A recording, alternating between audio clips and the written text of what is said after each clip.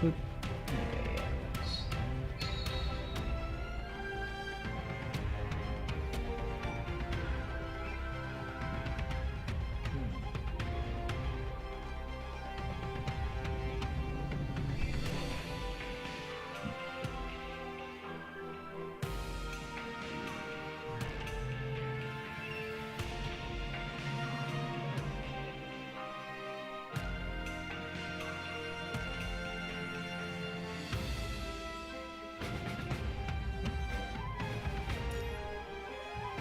Okay. Pack information, stuff like that. Alrighty then. Pools. But hello there. How's everyone doing? Everyone doing good? I know I am. And it's hype time. We got PGR, Punching Gray Raven. The Ark Beyond. Oh boy, I've been waiting for this patch for over a year and a half now. And yeah, it's gonna be some pretty fun times.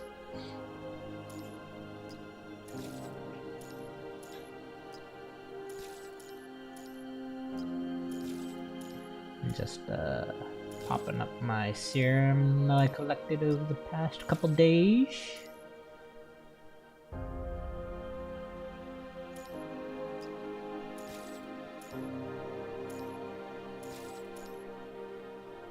And yeah, let's get started on some patch content, shall we? So we are going to be doing the story first and foremost. Just double check Warzone to see what's going on. Okay, I'm still top. Those 2, 3 haven't done it, but I'm not too worried about them. I'm mostly worried about the guys that already did it, but yeah, it looks like I'm still pretty up there. Gotta get up to Hero though, and hopefully I want to try to get into Legend and stay in Legend. But realistically, I'm probably still gonna be hopping back between Leader and Hero, as per usual. But at least they bumped the rewards, so now it's gonna be what, like 380, so roughly staying in Leader would keep me with the same amount of like what's it called, resonances per month, while in Hero probably 450, still around the same. 2 weeks, 900, 4 weeks, that's 1800, so yeah, still only want to pick 2 per month in Hero. And Legend Warzone is where it's at, where this will give you more than enough to take a third per month if you stay in Legend all the time. Because that's what, 1500 every 2 weeks, so that's what, 15, 3, got 3, you got 8, 12, 2, 2. Oh, that's still 2 a month, but every other month you should be able to pick up a third. So it's not that bad. Pain Cage, I'm pretty much done for the week. I'm surprised my score is still pretty up there. Some people probably just haven't done it, but usually people get around like 16.5 average, give or take, but I guess people aren't scoring as high because this is a rotation with Luna in it. Out there, what's this about? Oh yeah, the practice, because they've been taken out. So like you can practice against Kamu and Rosetta. Or actually, not that well, Kamu has been taken out, I'm pretty sure. Rosetta is, well, right here, but I'm pretty sure she's still in rotation regardless. Or actually, no, yeah, because, never mind, yeah, she is taken out. because this is for not only practicing but getting the high score so you can get the clear rewards on them. So yeah, those two have been taken out of rotation. And I know Lamia has been added to the rotation, as well as not 15.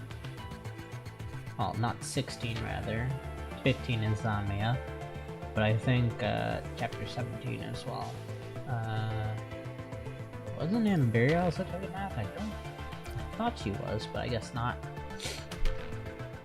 Anyways, there's that. We don't have to worry too much about it. I want to pick up these alpha shards, but I'm probably best holding them off for fucking Karenina.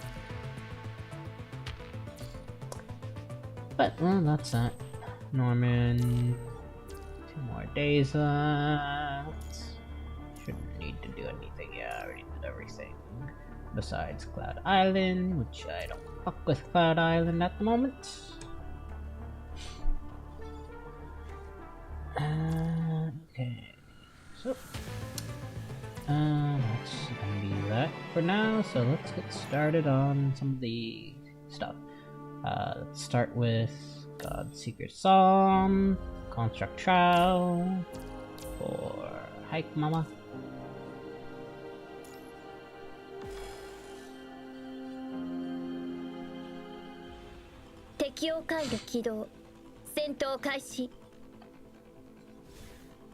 Also, let me pull up something real quick. Just so I can keep track.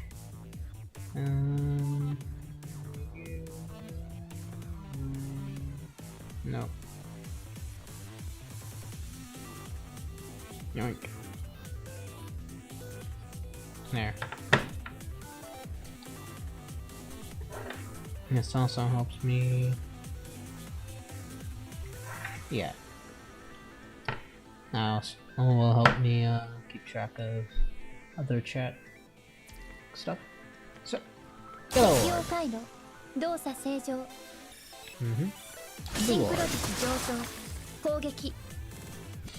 That orb. Yep. Dokon.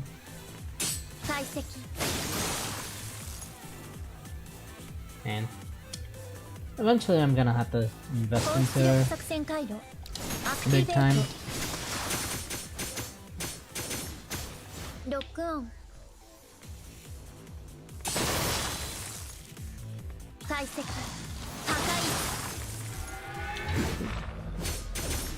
Because I'm a big Rie Tanaka fan ever since Neptune. So yeah. Definitely I do want to eventually invest into her to get her complete.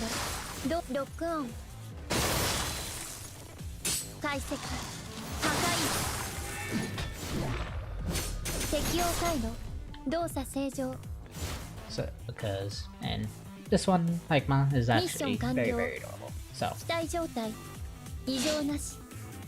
there's that. Ijo nashi. Combat techniques, yep. Then, part 2. QTE. Or rather, QTE. If you catch my meaning.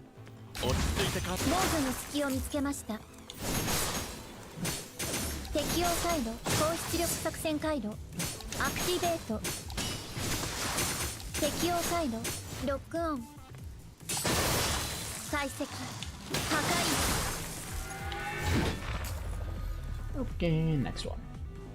Yeah, pretty straightforward. Attack, spam orbs, ult, spam more orbs, hold dodge, trigger, and trigger ult, then release your dodge hold before the timer runs out.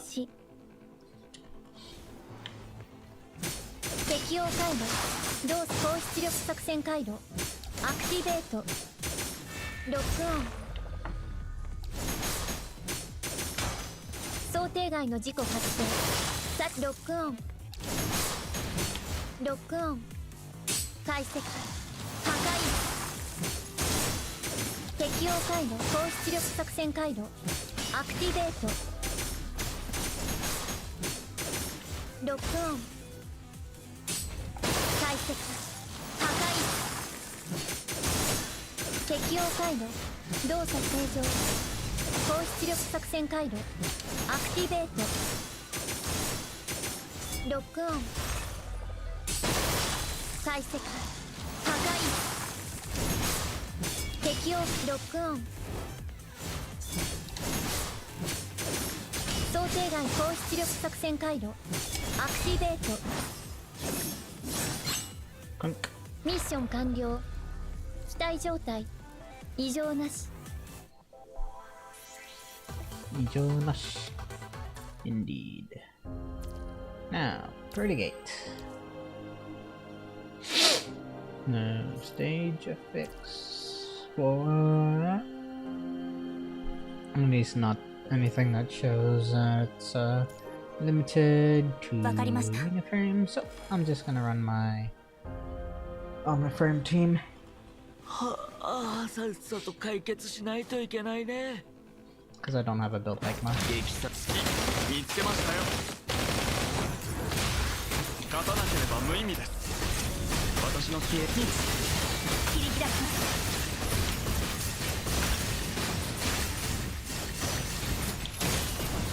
私は指揮官の翼です。退きなさい。先人のこの一手。見つけましたよ。カラスマよ、私の刃になってください。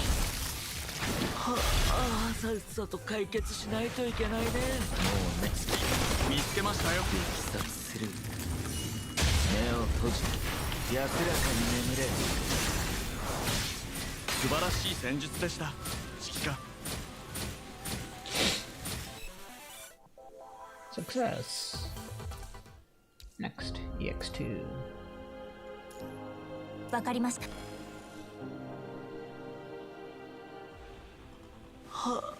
さっさと解決しないといけないね。もう寝る。切り開きます。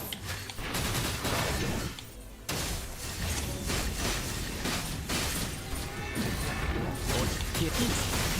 切り開きます。私は指揮官の翼です。退きなさい。先人のカラスバ。見つけましたよ。カラスバよ、私の刃になってください。さっさと解決しない。力作する。目を閉じて安らかに眠れ。勝たなければ無意味です。私の視界の外へ行かないでください。落ち着いて考えて。切り開きます。この一撃で勝利への道を切り開きます。I'll make mobs. Security guys. 長く眠れることは幸せなことだよ。激殺する。目を閉じて安らかに眠れ。先人のカラスバ。見つけましたよ。この一撃で。これが最後の戦いだといいですね、指揮官。Perfect. And EX3. Restores dodge gauge. Yeah, they just give her an extra little buff. There. わかりました。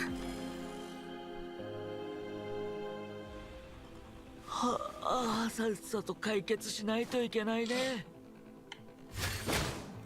勝たなければ無意味です。私の切り開きます。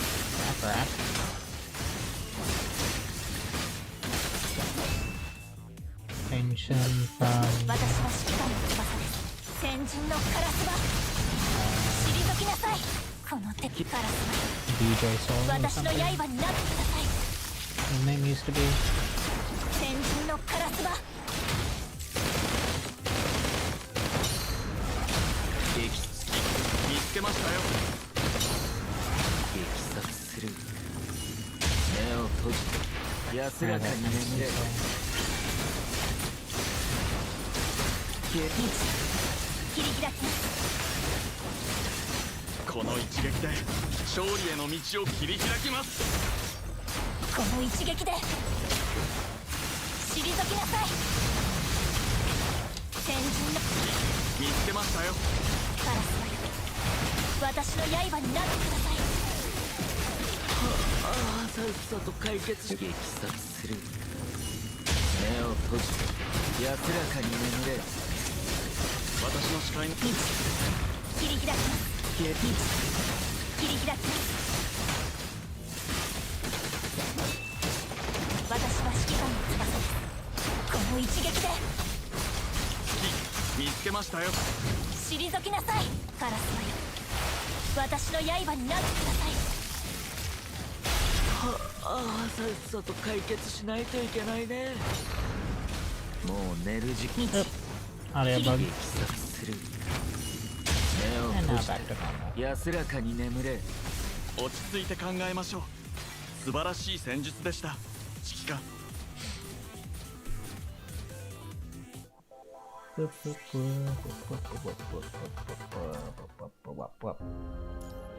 Easy peasy.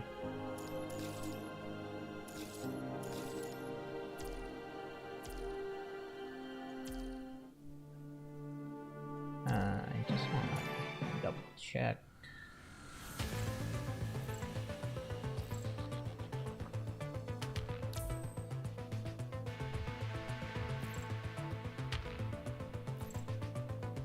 Yeah, I don't think they added him yet to this set. Nope.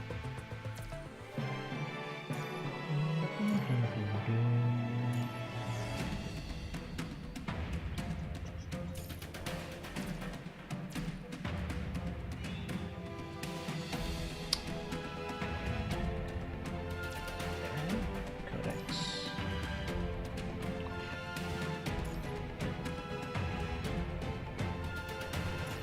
Career. Order.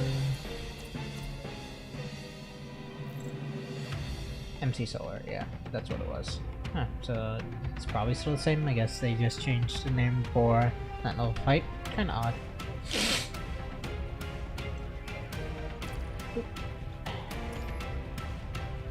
And next up, into the heated things, Steerness, collaboration. Oh yeah, that's the multiplayer one. Single player multiplayer. Standard simulation, current ranking, yeah. I'll worry about that later. Secret Psalm, we just did that. Illusionist. Trial for this Pale Fire, I mean not Pale Fire, Entropy coding. That I'd love to have just for collection's sake. I don't have Pale Fire. And I don't plan on getting Pale Fire.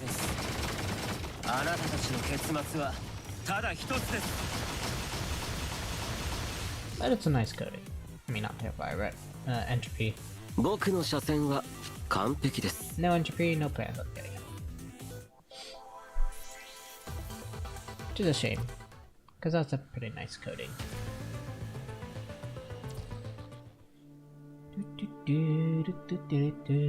Machine Precursor, that's farming stage. So, Arc Beyond.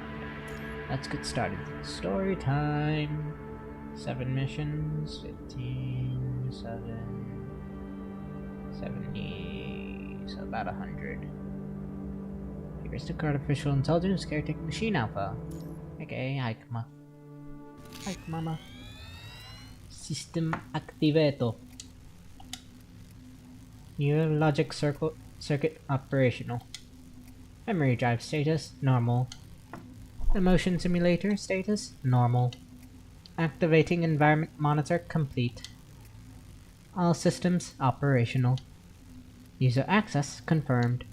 System activated.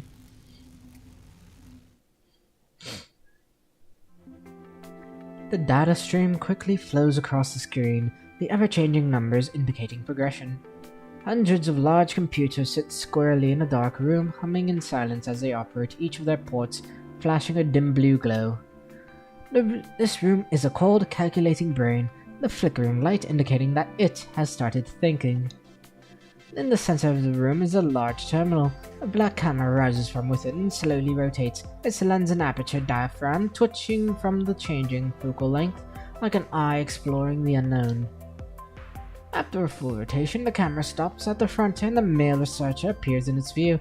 He is focusing on the small monitor below it, his fingers moving and tapping on the screen, his expression nervous. Checking the activation. Good, all systems normal. Having finished typing the last line of command, the man breathes out, raising his tense shoulder and giving his partner on the other side of the room an exaggerated thumbs up.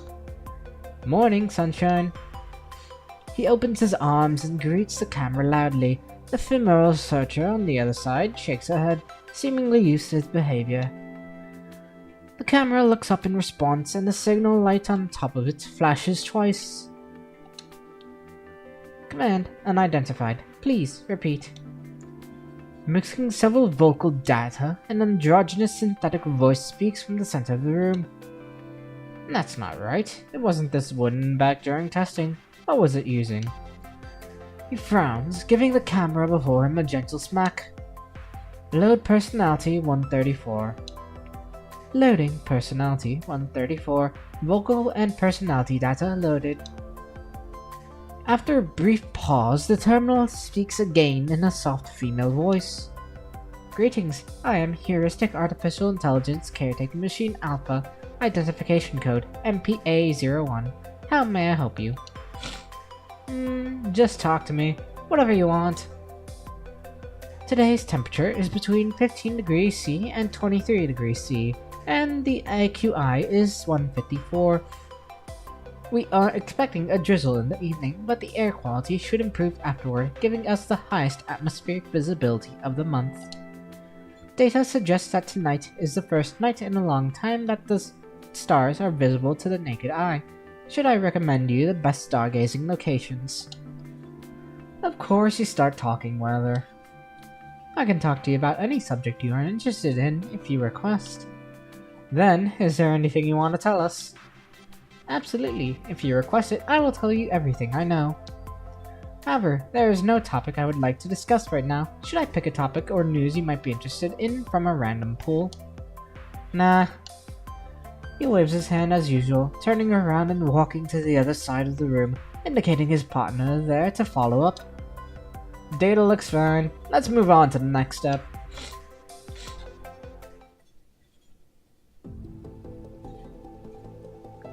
A series of data projections unfold in the center of the room, each showcasing a 3D figure slowly spinning.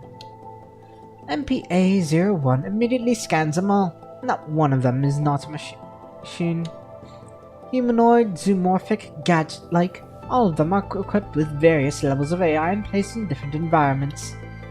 Among them are robotic pets that offer authentic companionship, best-selling humanoid butlers, and home-cleaning gadgets. Mechanoid pop stars, as well as dozens of bionic animals created during the bionic restoration craze. Hundreds of models, every one of them carefully calibrated with specific experimental values. They're all tagged with Form-Controlled Experiment under the Machine Consciousness Experiment Project database. Here's your job, MPA01. The blonde woman sounds very calm, almost cold. She never stops looking away from the monitor in her hand as she enters more data to the projection.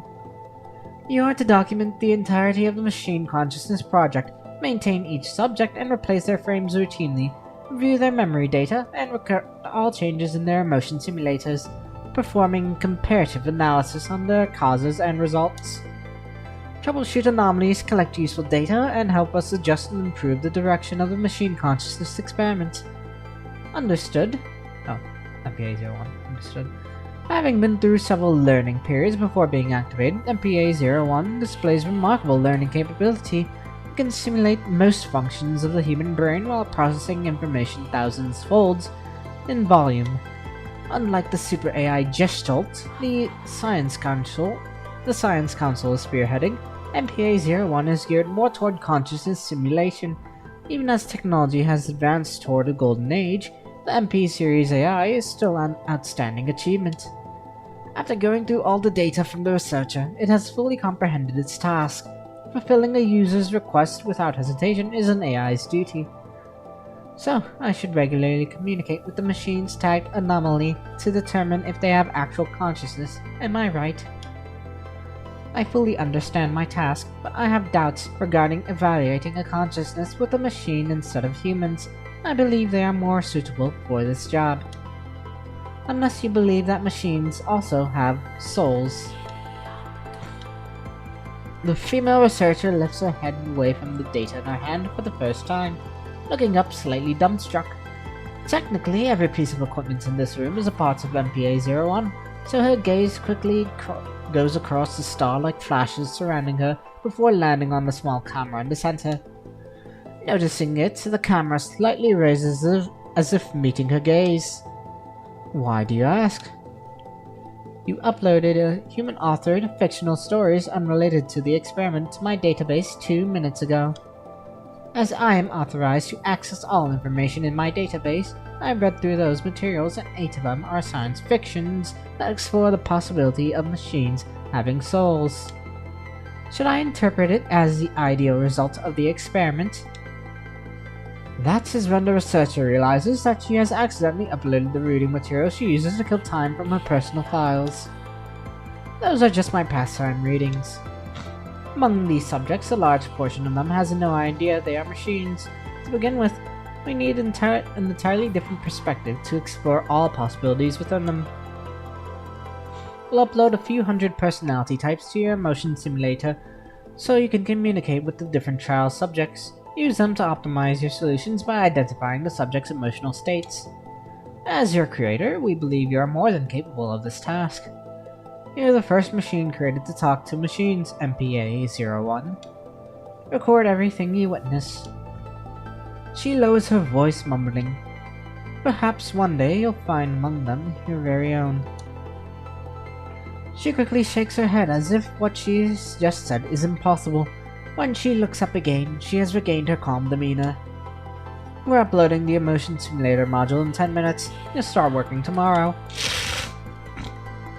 MPA-01 was able to capture the most minute changes in her expressions and record the almost inaudible words she just said, even though it cannot fully comprehend what those words mean. But it is not its job to collect these data. They are not useful for its mission, and all it needs to do is carry out its duty. In its world, there are only endless data streams, its expressionless creator, and the machines created for the experiment. I see. Deleting excess data and setting the machine consciousness experiment as the top priority. I shall fulfill my duty. Okay, part 2. Revelation. A few notes on the records of the machine consciousness experiment. To help some machines from the controlled experiment experience the same path as human growth, every mechanoid's frame is replaced regularly. This is to simulate growing up as humans do. While replacing their frame, MPA-01 will inspect their memory drives and neurologic circuits, recording accordingly. Hello. Nice to meet you. The only light in the room shines from above, illuminating the girl sitting in the center. She looks no more than 5 to 6 years old, showing no fear despite being alone in the cold room. Instead, she observes everything around her curiously. Her neck is connected to a few cables, but she does not seem to notice. She finds no human but a giant terminal before her. As the terminal speaks in a soft female voice, the girl reacts with awe before approaching the small camera.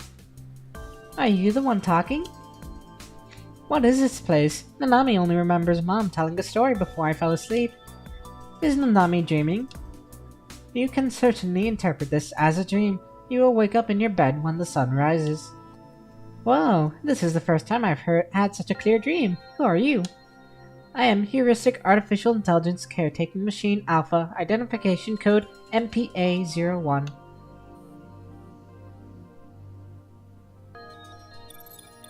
Records of the Machine Consciousness Experiment. Behavior Count of Subject MPL-00. Log 23, personality data normal. From our conversation, I have discovered that the subject possesses a far more developed sensibility and expression ability regarding her emotions. Additionally, in order to avoid the subject becoming suspicious of her identity as a human, I will be removing her relevant memories according to the regulation as authorized. Conservation complete. Executing memory data removal. Removal complete. Hello. Nice to meet you. Same time, same room, same machine. A small gray-haired girl sits on the floor and looks up, watching the giant machine terminal. Who are you? I am Heuristic Artificial Intelligence Caretaking Machine Alpha, identification code MPA01. Same introduction. Machine, you're not human? I am comprised of data and programs. I cannot be categorized as human. I see. My parents always say that machines are humans as friends. So, you're also... What did you say your name was? Heuristic Artificial Intelligence Caretaking Machine Alpha. Heuristic Artificial Intelligence... Ow! She bites her tongue, trying to say the longer tongue-twisting title. Your name is so long. Does everyone call you that? My user only calls me by my identification code. Therefore, unlike humans, I wasn't given a name. How about Nanami calls you Haikma from now on? Haikma? Haikma! Or, for you JP guys, Hakama. That is a wonderful name. Thank you. Oh, she big. Do you want to know what happy things I saw today, Haikma? Well, I visited the aquarium with my parents. Nanami saw a very large bionic whale and a very large bear. The splashes the dolphins made when they jumped got this high. Have you been to an aquarium, Haikma? I am an administrative AI without a body capable of mobility. I have not visited the place you mentioned. What if Nanami puts a camera on her that's connected to you? Then I can take you everywhere I go. As a matter of fact, I can visit any place through virtual reality. I am able to see the things you described. That's not the same. It's different when you see the real thing with your own eyes, not to mention that Nanami wants to visit with you, Haikma. I'm sure we'll have a wonderful time if we go together. I never thought of this possibility, but... The gentle voice pauses for a second before speaking with a smile in its tone. Yes, I'm sure we'll have a wonderful time. Wait, Nanami can also draw things she saw and show you. I'll bring them with me and show you if there's a next time. Is there a next time? Aww, so adorable. Records of the Machine Consciousness Experiment. Behavior Count of Subject MPL00. Log 36. Personality data normal. It is worth mentioning that the subject has shown an eagerness toward creative expression. This is a very unusual behavior for a mechanoid. To further analyze the situation in depth, I have requested creative tools from my user for our next session. Conservation complete. Executing memory data removal. On a side note regarding the name Haikma, subject Nanami has given me. Based on my calculation, keeping the name only has a 0.08% chance of influencing the subject's memory data.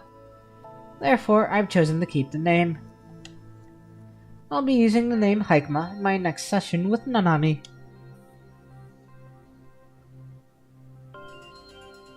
Who are you?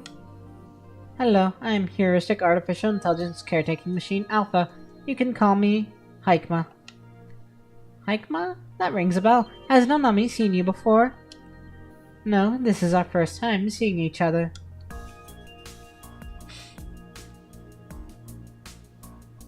Okay.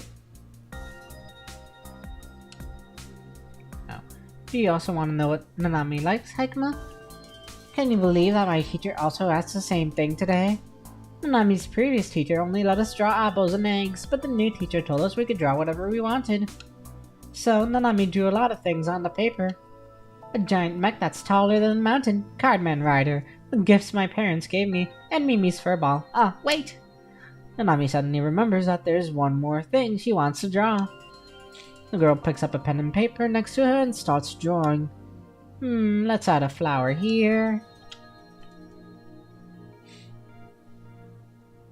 Oh. Dekita! Done. Jajan! I drew Nanami and her friend. You can be friends even with machines. Oh, that's Hikma. You can be friends even with machines. Yep, this might be the first time we see each other, but you're Nanami's friend now. We'll meet again, right, Hikma? Of course, I look forward to our next meeting.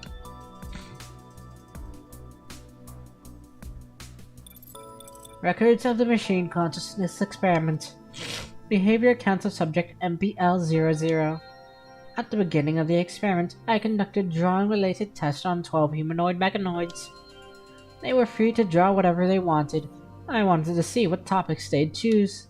Originally, their drawings were all amalgamations of pictures from their image database. At some point, Nanami's drawings began to show obvious changes. She started to draw according to her personal preferences. She even tried to express her feelings with her drawings. Eventually, her drawings became indecipherable to humans. My neurologic circuit has shown apparent deviations after analyzing these pictures. I cannot determine the cause yet, but I'll log this occurrence in my report. On a side note, the next time Nanami replaces her frame will be her 18-year-old birthday. It's a human custom for family and friends to give the birthday celebrants presents and blessings. Based on that custom, I should also prepare a present for Nanami. I'm registering it as Mission 367. Or 76 rather. That. I'm detecting expectation from my emotion simulator, but that module is currently off. Performing self-test. System normal. And thus it begins. The door to the laboratory finally opens, and the exhausted-looking female researcher walks in, her eyes red as if she has just been through an intense argument.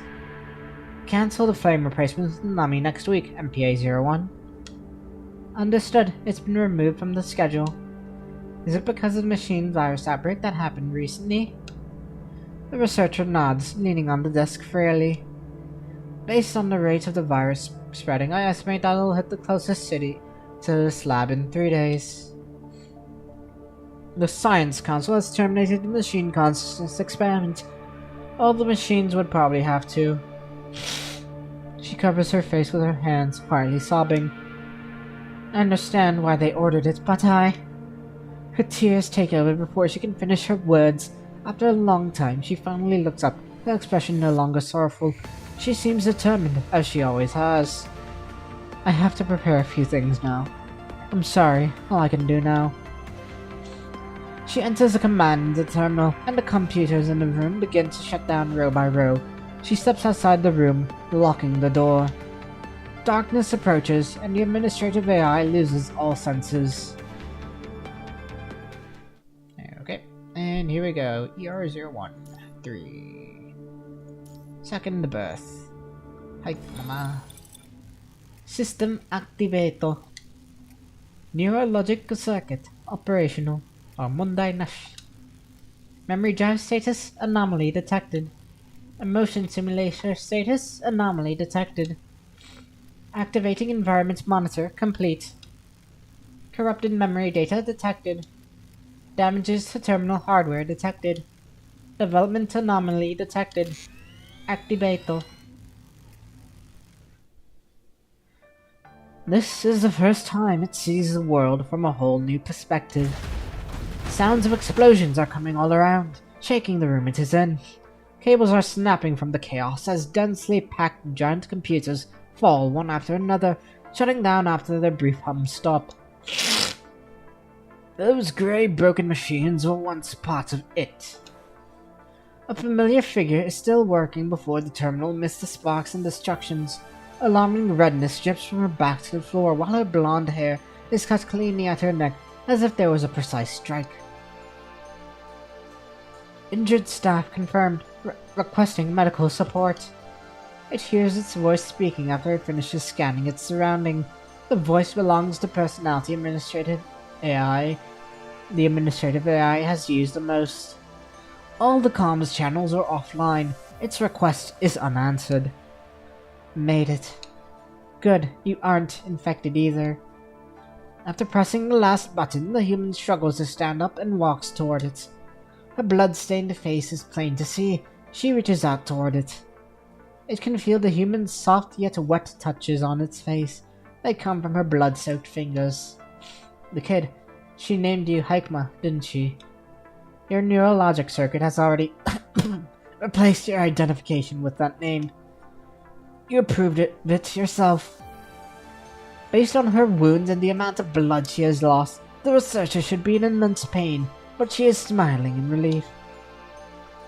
Hikma can see itself from the reflection in her eyes. No longer a giant computer with a camera flashing red light, it appears to be a human woman now. It realizes that its logic operating system has been transferred from computer blocks to this bionic frame.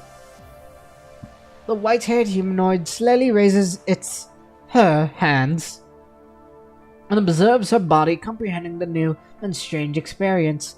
Her mind rapidly runs in the new memory shell, capturing every new sensation within her fingertips.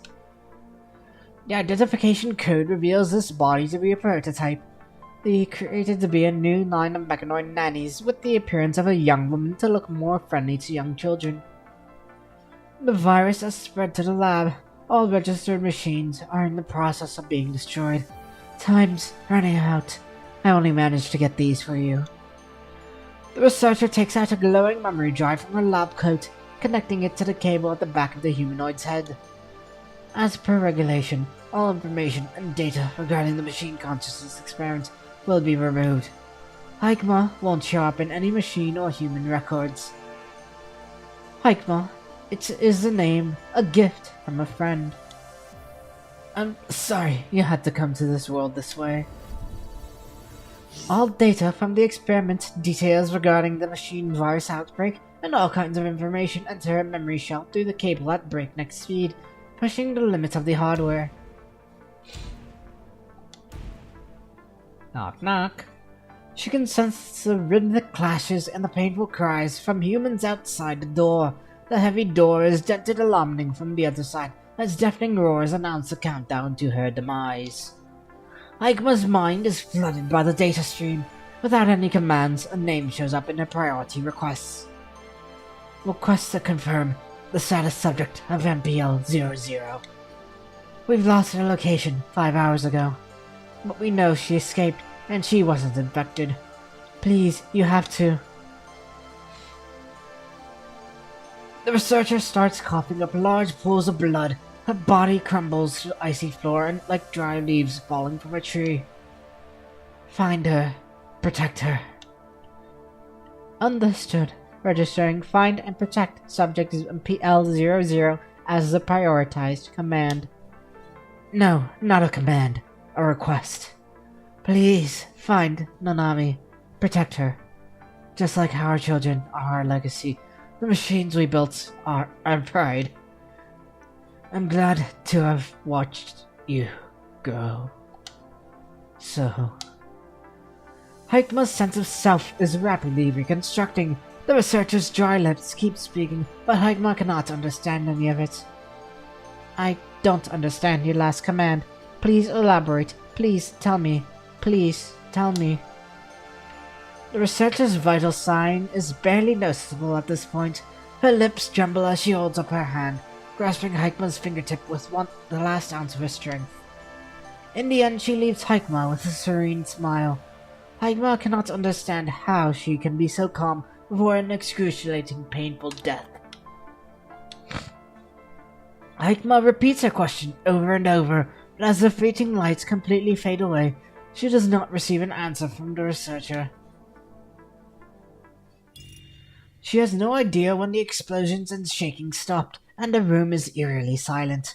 She does not regain full access to herself until the data transfer is complete. Moving her body one step at a time, she has learned how to control her new frame by the time she arrives at the door. There is no more human or machine activity outside. The heavy locked door opens easily from the mechanoid's strength, and the secret and the scent of blood and smoke rushes in. A man falls across the doorstep as it opens.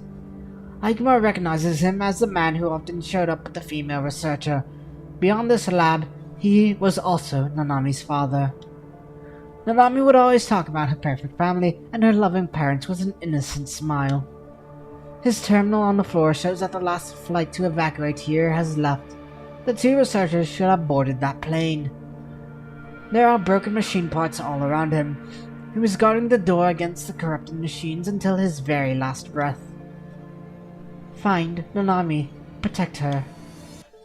The researcher's voice still echoes in her memory shell. There will no longer be any human to give her commands, but at least she knows what she has to do now. First, I have to leave this place. Beginning evacuation. Combat time. Checking mobility module operational status. Okay.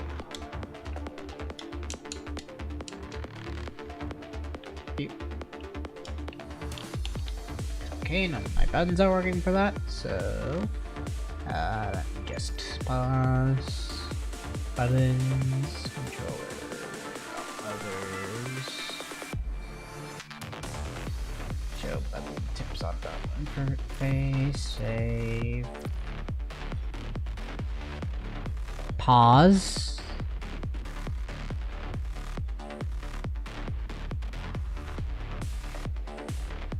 That would be. Nope. Oh, there we go. LTRB. Oh, LTRB. Okay. So I see. Oop. Keep save. So pauses my in-battle advance. シンクロ率上昇攻撃適応回路動作正常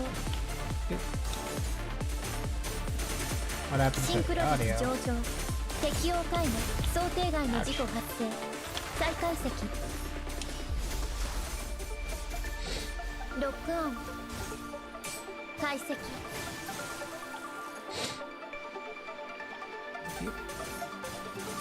ロックオン Look on. 解析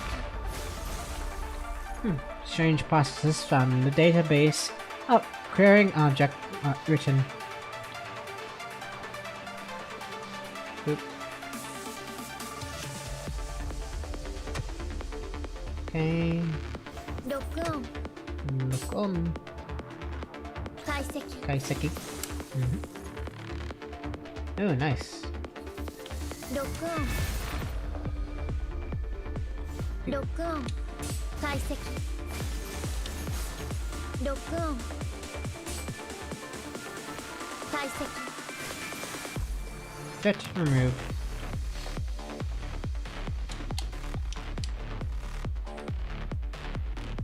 Oop. Wait, no.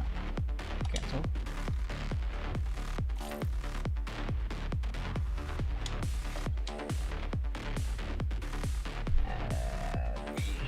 Sure.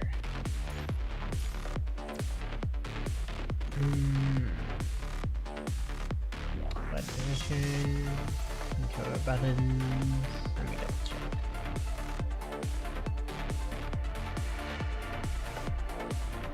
So LTRB, LTLD, LTX.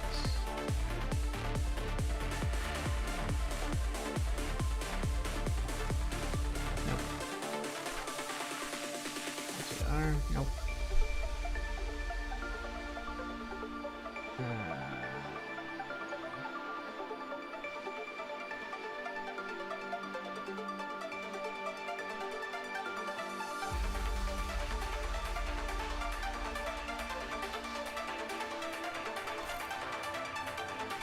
Nope.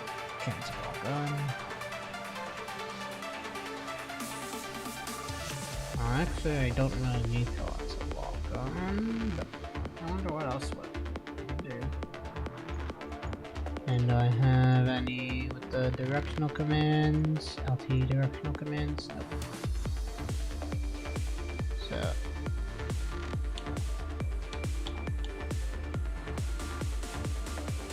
I guess I don't really use the cancel lock on, so I'll put that in there.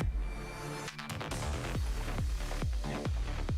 But I wonder what else could I use. RT. Any double RT commands? Nope.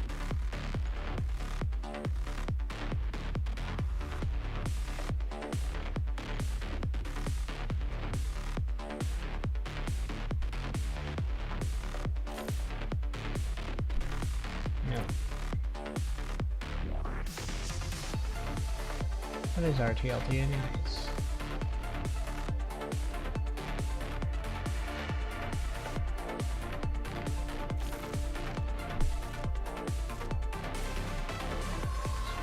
Five.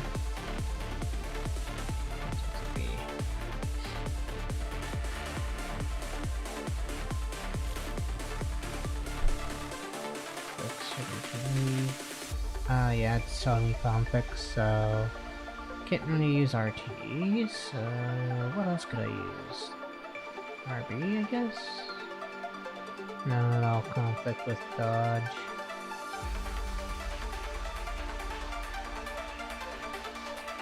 I guess both.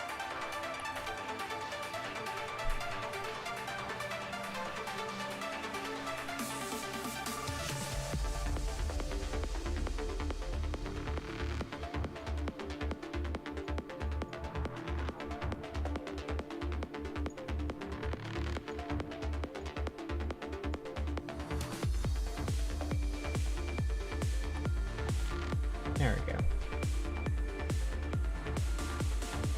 Continue, skip, pause.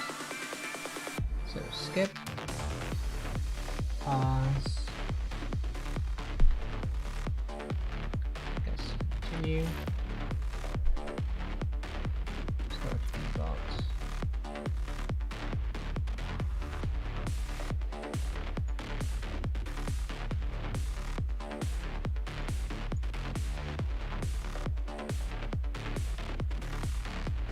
Don't need rapid fire attack.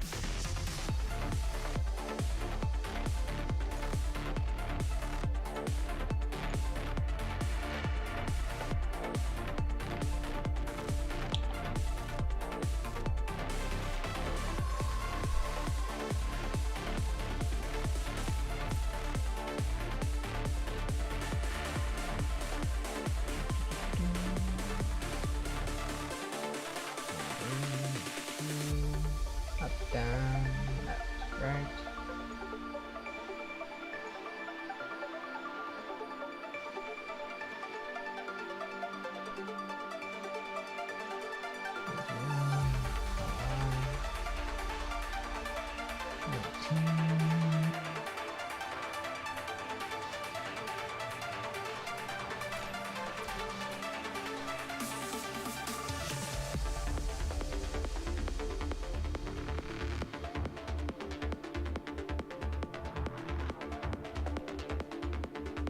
Yeah, I think that's most of the combinations that I could do.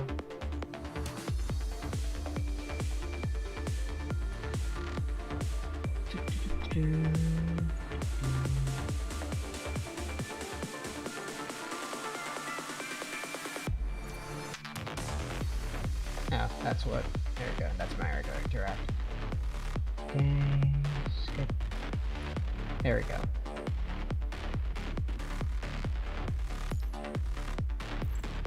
So, click, continue,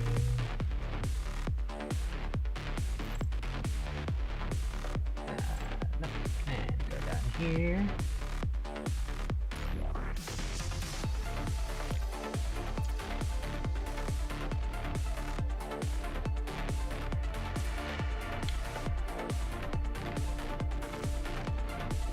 Do I get a pick aside? Oh, crank quality facility. Gotcha. So this way.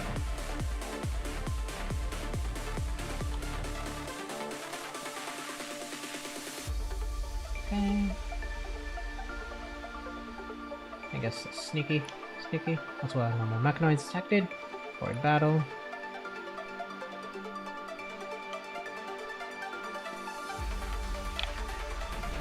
Lock on.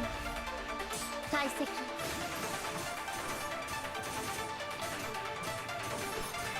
ロックオン解析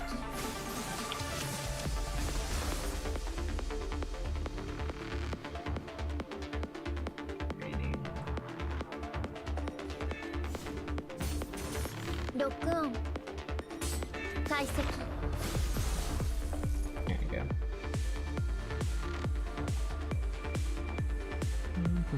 Entire facility has been sealed off from outside by a high-level command.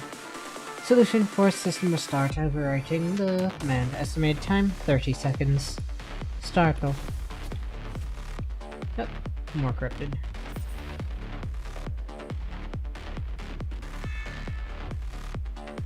高出力作戦回路ロックオン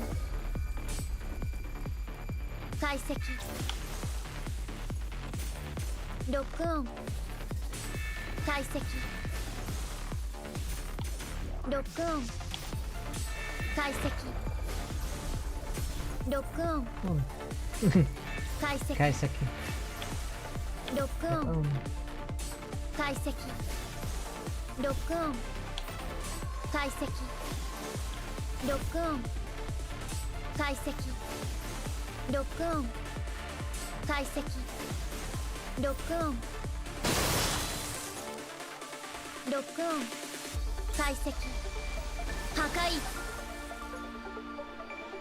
There we go. Gate open, searching for survivors inside. No response. Search again, no response. Ready for evacuation. New facility.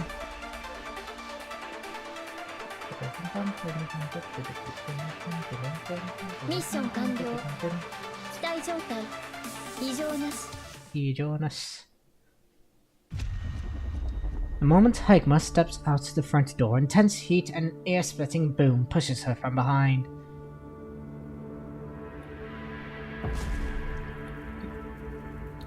The blink of an eye, the lab collapses. Shockwave impacted the core, causing a brief disruption to her neural circuits. For a second, she feels like she's being torn apart, barely managing to hold on to her personality. The lab collapses and see a flame bird on the swelling walls. Okay. But she has something more important to do. It is imperative for her to straighten out her tangled circuit and temporarily disable the abnormal emotion simulation. Nami's last known location is stored in her memory drive. Hygma quickly plans out the most efficient route. With her new name and duty, the newborn machine steps forward in a devastated world. Fun! Boop.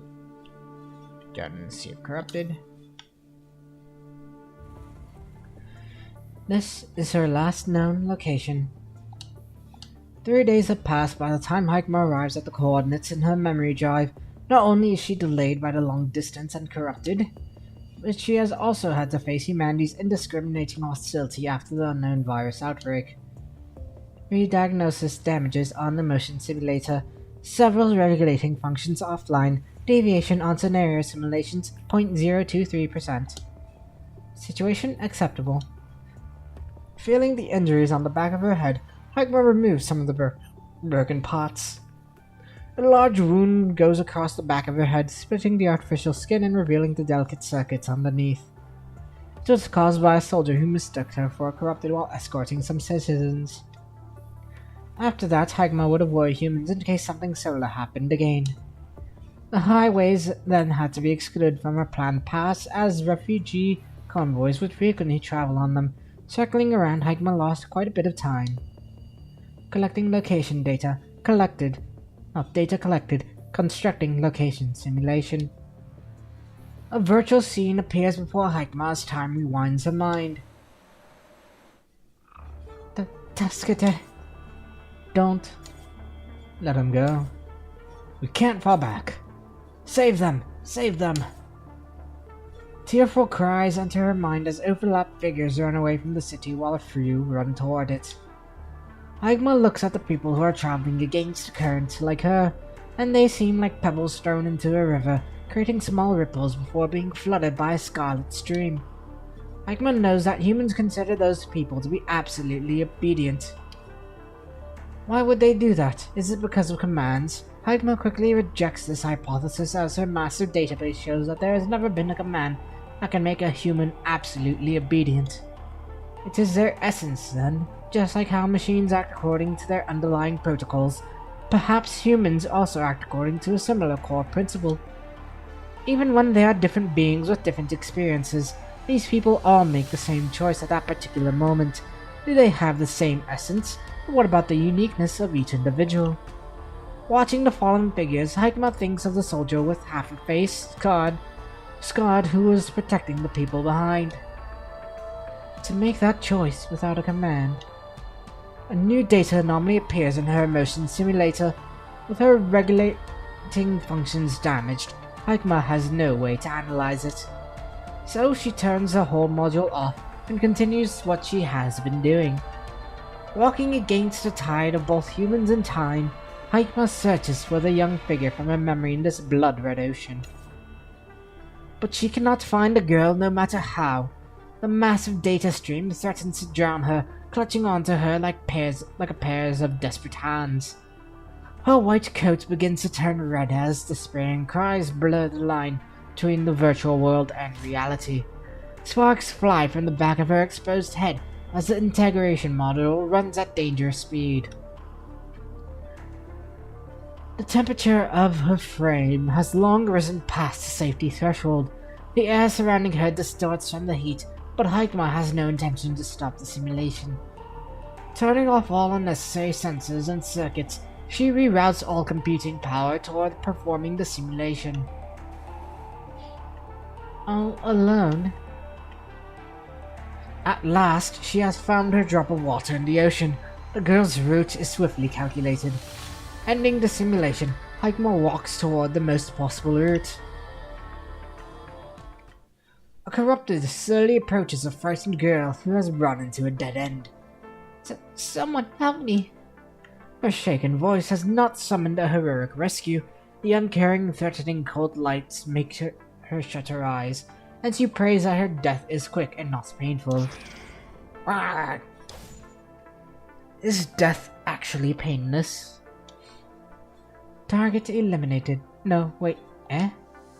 The cold female voice pauses before speaking again, in a gentle, soft tone. It's alright, honey. You can open your eyes now. Hello.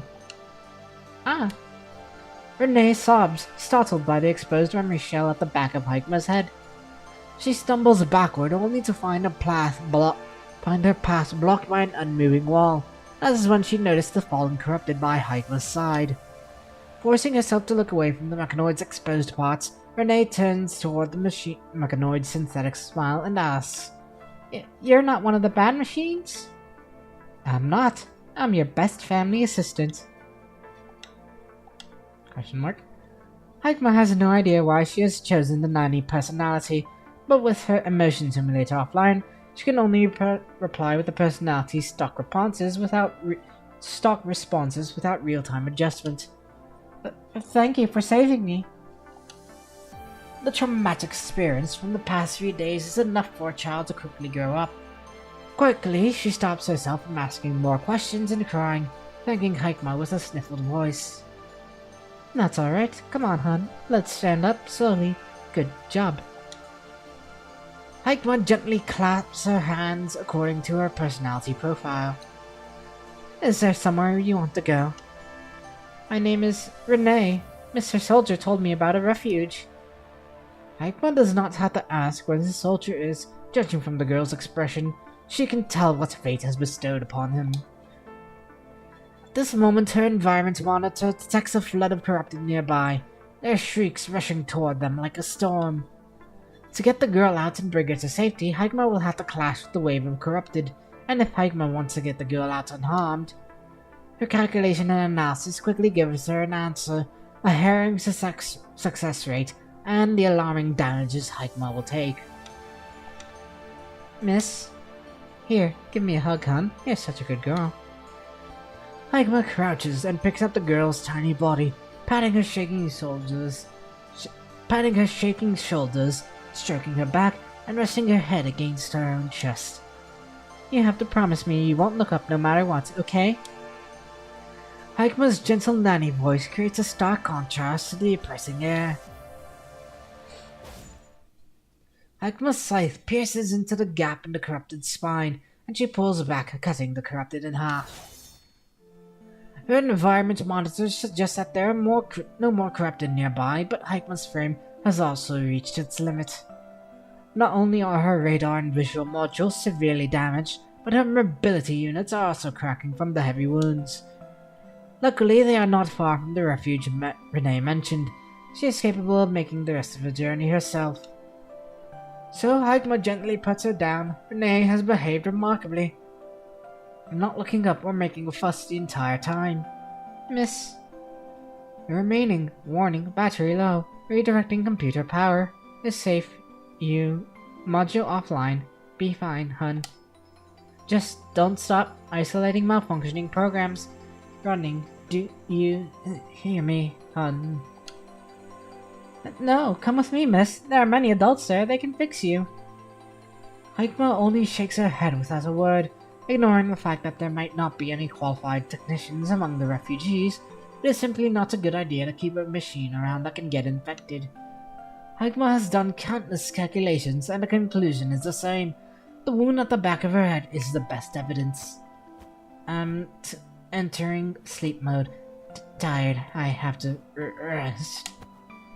Barely holding on to her personality program, Hikma tries to speak as gently as possible, but all that comes out is a fizzing digital voice. I'll bring someone. Alright, hun. I'll thank you for choosing our service. Wait here. As Hikma watches Renee depart, she gradually turns off the units on the brink of destruction. The last thing she hears before she blacks out is returning footsteps. PR5 Awakening. Kakuse. Hikma has turned off all her external sensors in sleep mode, as if she has sunken into a dark pond. All of her mobility and feedback units are offline, and the only thing that is still running is her linear neural circuit. Unlike a human's dream, a machine can still stay awake in this state. Why did she save the girl? Only now, as her processor cannot support elaborate data analysis and logical calculations, does she begin to ponder this question.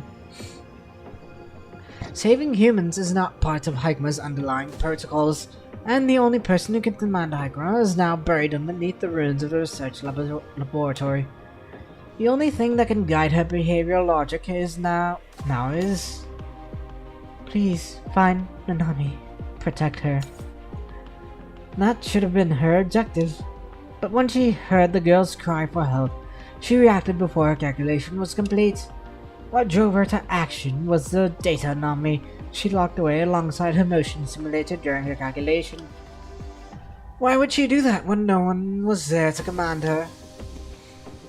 You are to document the entirety of the Machine Consciousness Project, maintain each subject excuse me, and replace their frames routinely, review their memory data, and record all changes to their emotional simulators before performing comparative analysis on their causes and results.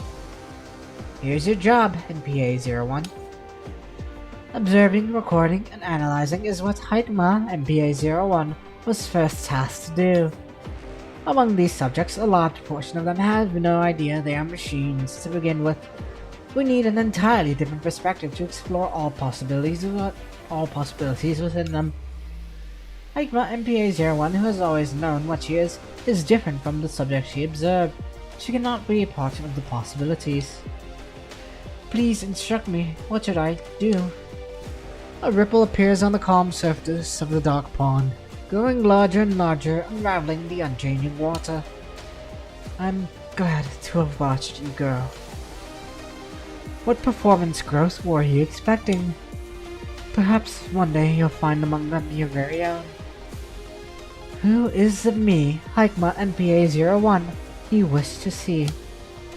What should I, Hikma NPA-01, do?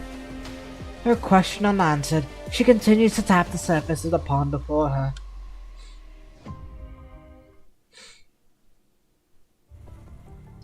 How is it? Can you save her? I've never seen a machine as intricate as this. You probably have a better chance of waiting for her to self-repair than asking me to fix her. Can't we do anything? We can only wait for her to recover. And don't forget, the soldiers are coming back soon, and they won't care if your robot here is good or not. They're not going to keep a potential threat around. They'll shoot her if they see her. She saved me. She won't turn bad. You can't blame them. It's hard to be sure.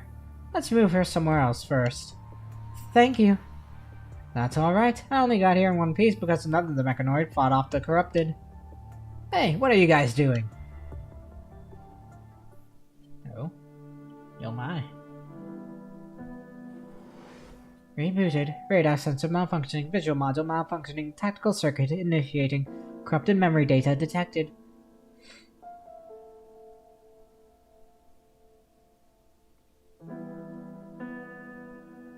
Must restore the combat function now.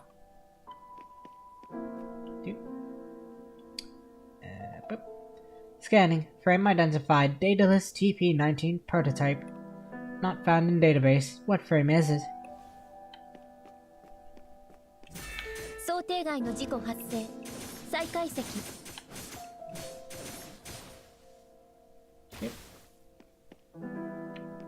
Next up.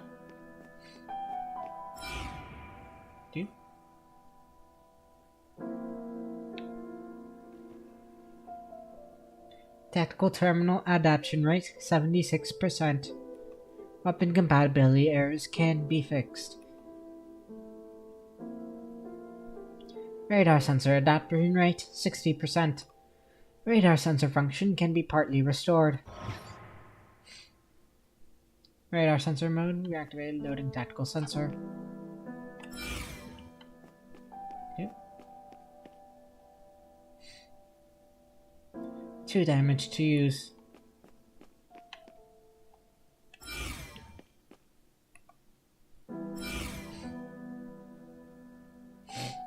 Okay.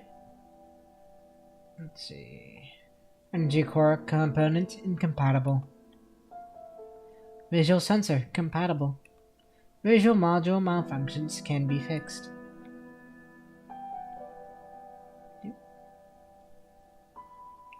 High performance mobility component compatibility rate 80%. High performance combat mode can be restarted.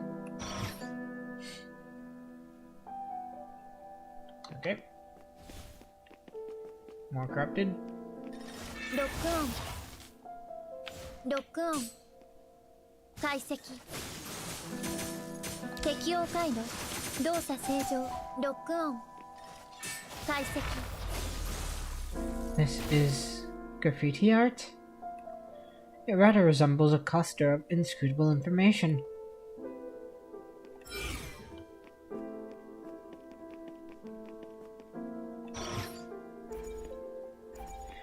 Gates of high security level cannot be forced open. Authentication key required. Search around.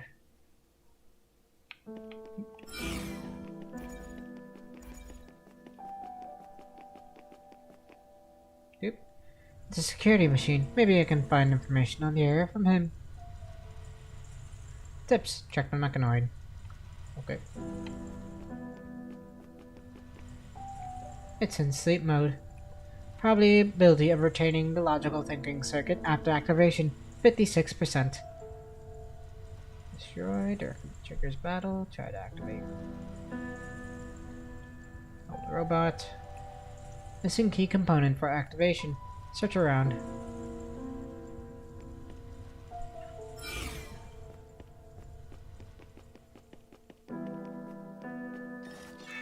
Lock on. 解析 No infection signal detected. Attack stopped. Okay. Sorry for what happened. I have to protect them. I've never seen a robot of your version. Here are some backup components. Take them if you need them. That object you're protecting has lost life signals. The object you're protecting has lost life signals. I know, but it doesn't go against the command of protecting him. I want to stay. Oh, I see.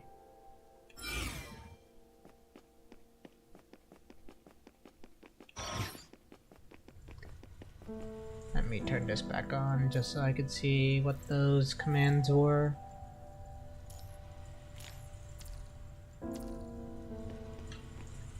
Okay. Sleep mode detected, sending data during sleep mode and activating communication mode. Finally, you're here. Here's the authentication key. There are still residents who fail to evacuate the facility. My leg components are broken. You have to do it yourselves. Wait, are you the only one here? What time is it? How long did I sleep? I can confirm it with the materials I have. Here is a component for repair. Thank you. Okay.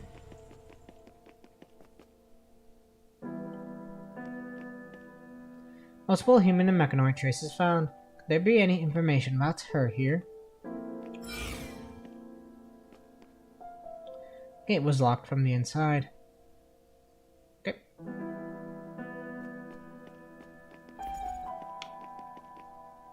Detected multiple bullet holes and human DNA.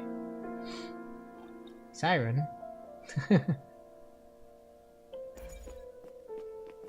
Interesting. Human blood and generic vital fluid are detected in the stain. I don't know what else it said. Intel gathered. I guess back over here.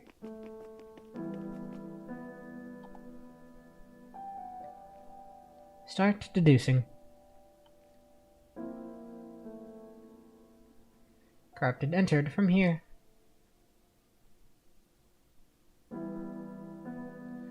Appears to be barricaded from the inside to prevent corrupted from entering. Analyzing composition of residual substances, human trajectory identified. An evacuation direction identified.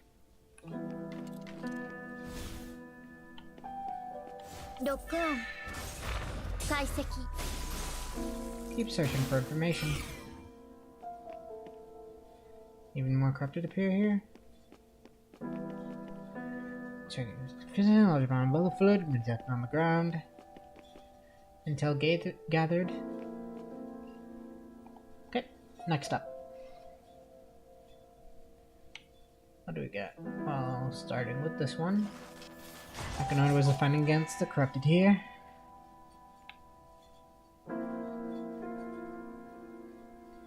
Obstruction failed, but it brought the human enough time to evacuate.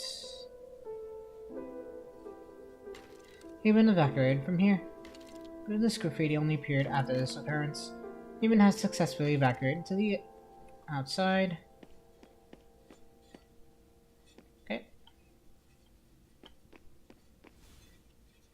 Uncorrupted mechanoid ahead. Speculation about information.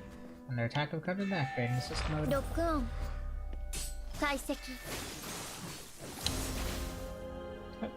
Heyo. Ah, my kin. Protect the graffiti. That's the revelation Sage left to guide us. Sage? Find and accept the will of a sage. We shall be redeemed. There is obvious abnormality in the mechanoid's emotion module. Could be caused by the graffiti art.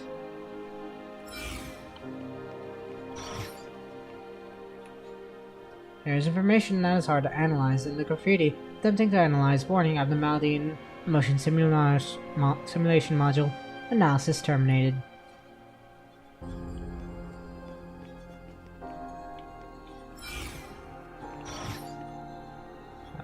Oh, so that's the art. Interesting. Mommy's little doodles. Unidentified familiarity generated. Memory data loss detected again. So that's where the Church of Machina get their little symbols from. These little Nanami doodles. It's a complete copy of the graffiti art at the gate from the mechanoid I spoke to. Nope. ロックオン解析ロックオン解析高出力作戦回路アクティベート Ouch. ロックオン解析適応回路動作正常ロックオン解析破壊ロックオン想定外の事故発生再解析 Ow. 適応回路動作正常高出力作戦回路ロックオン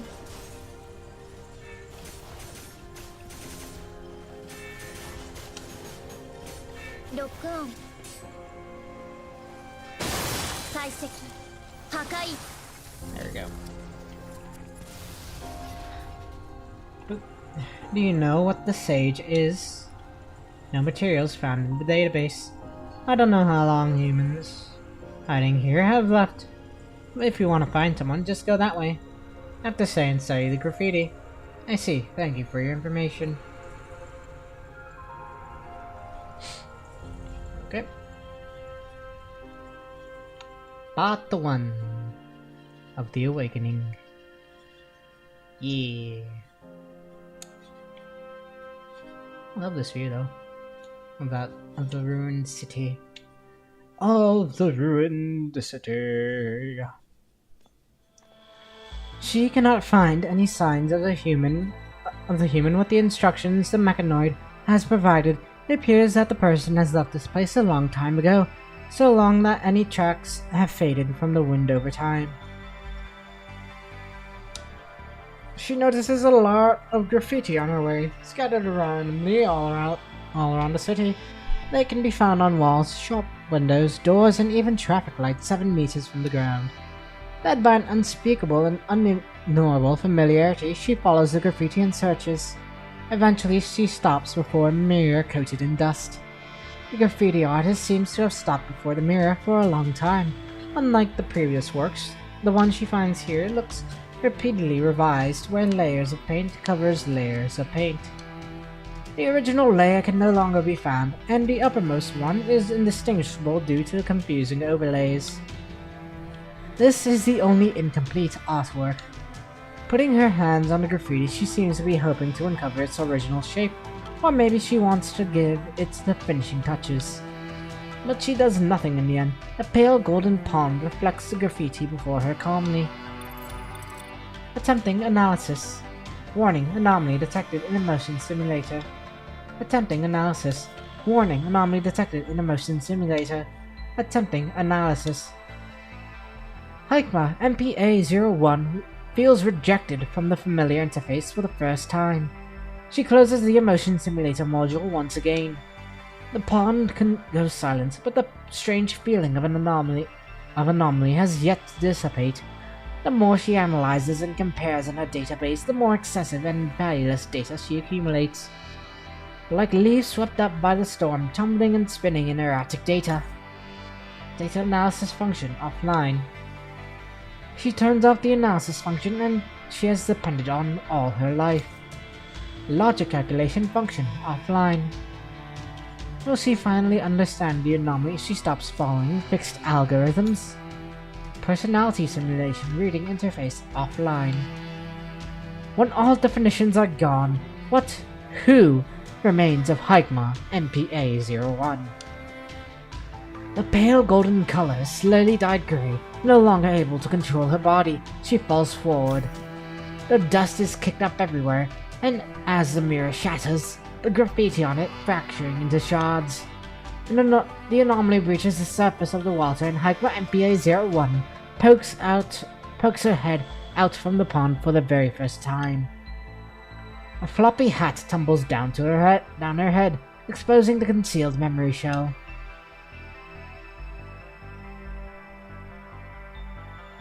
Hey, what are you guys doing?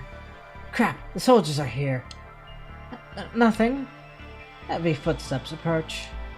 She saved me. She's not a bad guy. She's harmless, sir. She's almost shut down, see? The stillness brews before the moment of judgment. What's going on over there? Nothing. A sheet of fabric is laid on top of the wounded mechanoid. Here's the key to the basement. You should probably put her there. Really? Find something to cover that.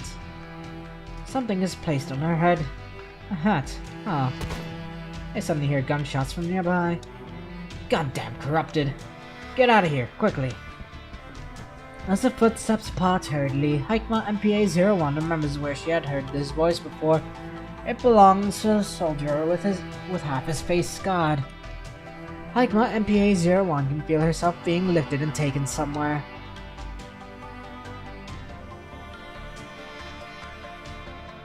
Her hat is a gesture of kindness from some humans with no calculations or commands involved. They could have done whatever they wanted.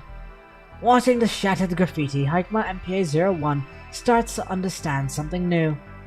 No more analysis, no more simulations. Hikma MPA-01 tries to feel the joy, hope, doubt, and confusion in the image. Not everything requires a correct answer. Doubt is a sign that points forward. Different doubts create different paths, and different paths offer different choices. Finally, Hikma MPA-01 is no longer bounded by her calculations and analysis. They are simply her tools. Hikma MPA-01 has made her choice. Picking up the hat, Hikma wears it once more. Staring at Sage's unfinished art before her as she did years ago, she now possesses hands that she did not. Hikma picks up a spray can nearby, adding a few strokes to the graffiti. This is an incomplete mural that belongs to her. Hakama. Hikma. So adorable.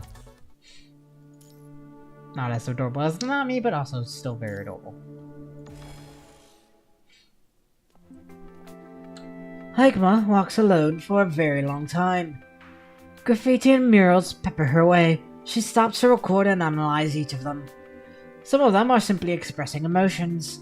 Joy, hope, doubt, confusion. Unrestricted, the artists seem to have poured every feeling felt through the brushes without being patronizing or bounded by traditional skills. They look incredibly free. The revelation of the machines is likely a result of making these artworks. Like seeing colors in a world of black and white, these machines have expressed their feelings, recording their doubts and confusions. The graffiti begins to reveal sadness, loss, hatred, and fear.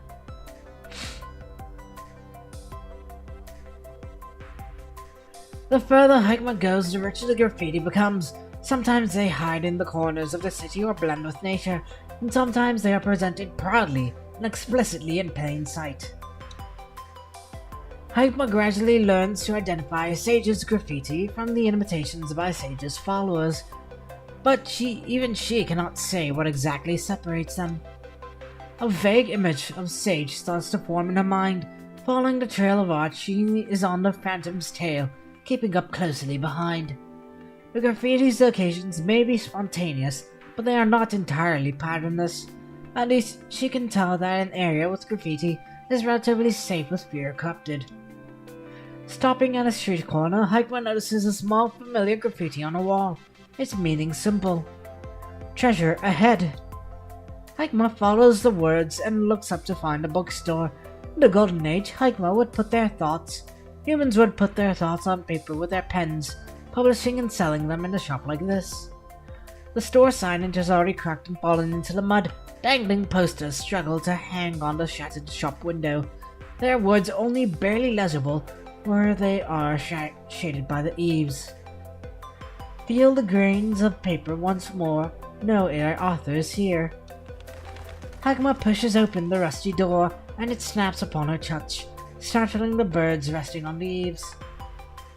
Gomenasai. She gently pushes the door aside and walks inside the bookstore.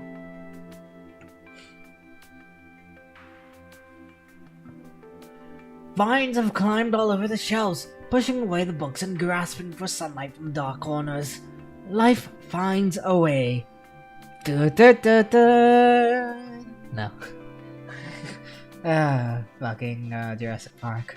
Life finds a way. Steve Goldblum. After humans are gone, the wind still carries seeds far and wide, putting down roots in all places. Some humans seem to have stayed here, so you can see the embers of fires near a nook where the books were used as fuel. This is...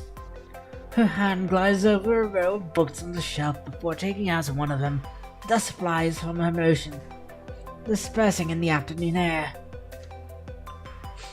It's the comic books you mentioned. Damp, the pages have become incredibly fragile over time. Just flipping through them can cause them to crumble. It's been so long, it's illegible at this point. Aikma has not pulled up the memory data, but the memories surge up nonetheless as she flips the pages. Cardman Rider. Manga Shoki. Comic books. Certainly, I can retrieve any information you need, including all comics currently published. Nanami's asking whether you've read them, Haikma. I really like them. There are so many cool things in them. Like? You should try them, Haikma. They're so interesting. Right, the comic book Nanami was thinking of is called...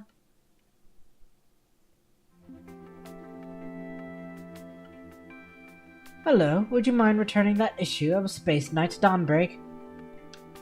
A mechanoid's voice pulls her back to reality. Looking at where it comes from, Haikma sees an old model delivery droid heading toward her. It has a stack of comics in its arms, asking politely as its camera locks onto the comic book in Haikma's hands. It is part of the offerings I am currently collecting. Offerings? Yes, if I collect enough of them, Sage will return to this place. Is that so? That's an interesting ritual you got there going. Haikma crouches, placing her comic book on top of its sack. Thank you very much. Package received. As if having its default command triggered, the delivery droid joyfully holds up the offerings in its arms. Did you say Sage was here? Yes, Sage was here at our headquarters. She was the one who gave me new commands and fixed my body. To repay her generosity, we are collecting objects that Sage might like, including cool things created by humans. Nanami. That was the last comic book on our list. Thank you for your assistance. I can return to our headquarters now. With that, the delivery droid turns with a little sway and leaves. Heading straight ahead, it crashes into a fallen bookshelf. Obstacles detected. Adjusting route. And it crashes right into another wall. The delivery droid stops, the signal light on its head blinking red. Adjusting route. Aikma realizes that the droid is covered with scratches and dents, old and new. Clear, winding tracks can be found on the ground, going around and around, leaving the similar loops on the floor. It seems that this delivery droid has been spinning around here for some time. Attempt 2378. Route adjustment failed. It lowers its head, looking frustrated. It is not intelligent enough to self-diagnose, so it has been waiting here for possible companions to show up. Suddenly it feels a hand on its head and sees a pair of calming eyes. Your GPS is malfunctioning. I can try to repair and calibrate it. This machine needs help. Although it is not part of the commands Haikma received, she still proceeds to the delivery droid's side. She can still help those in need without being commanded, just like what Nanami would do. The delivery droid stares at the humanoid machine before it and experiences the same feeling it felt when Sage touched it for the first time, despite Haikma not showing any emotions. Thank you, Lady Big Hat. Is that me? Yes, I came up with that name by observing your appearance as Sage taught us. Nanami, Lady Big Hat. You can call me Haikma. Understood, Haikma. You can call me Deli.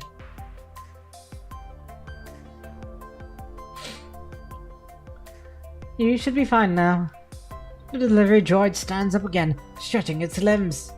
Essential functions repaired. Thank you for your assistance. Resources are scarce, so I couldn't completely fix you. I've only calibrated your GPS for now. That is enough. If I may, Hikma, would you return to the headquarters with me? I should repay you for your assistance, but everything we've collected is stored at our headquarters. As a repayment, you are free to choose anything from our collection. I didn't help you in exchange for something, but... The delivery droid mentioned that Sage was there before. Perhaps Hikma can find clues about her there. I understand. Allow me to accompany you. And so, guided by the delivery droid, the two figures, one tall and one short, begin their journey back to the headquarters.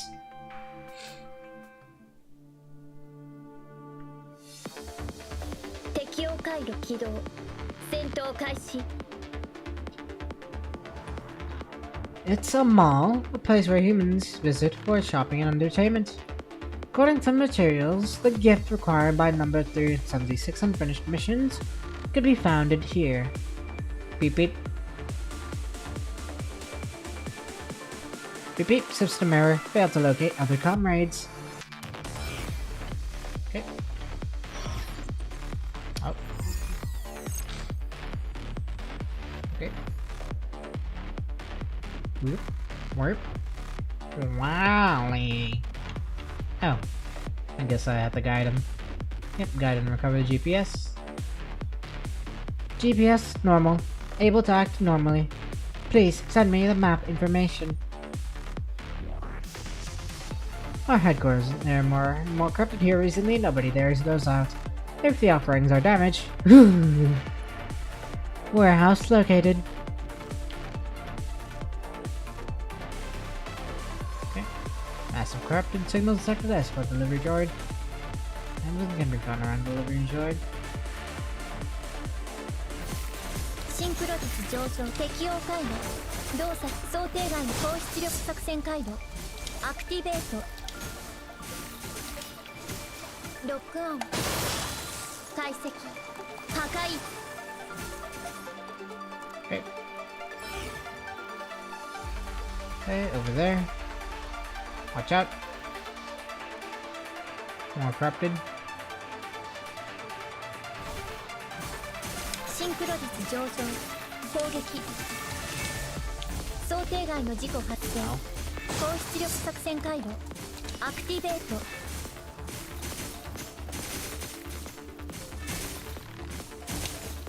適用回路動作ロックオン解析破壊 Okay, next. Okay, now it's number corrupted in the warehouse, but... What happened? Nothing. Inactive, investigate around. Ah, so I guess I don't have anything for that, so I have to use my mouse. Try to avoid combat and protect the escort. Look around for available materials around here. Okay, so that's all I had in my settings on for. So, now that I know, turn that back off.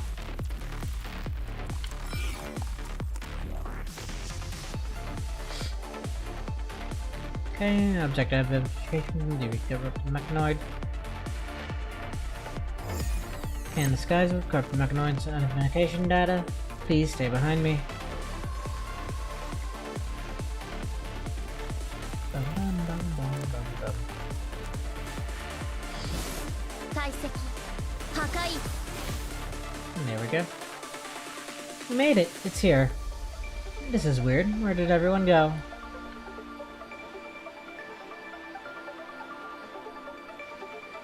Object identified. Star Wars. It's found in Human Museum. I don't know why it's there. But it must carry some kind of meaning since it is placed in the museum.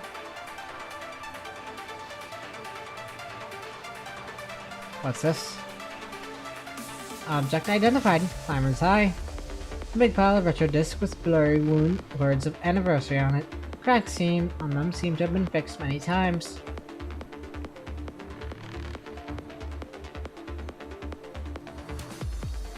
Object identified. Ginga Tapa. Gurren Lagann. The Spiral Eye.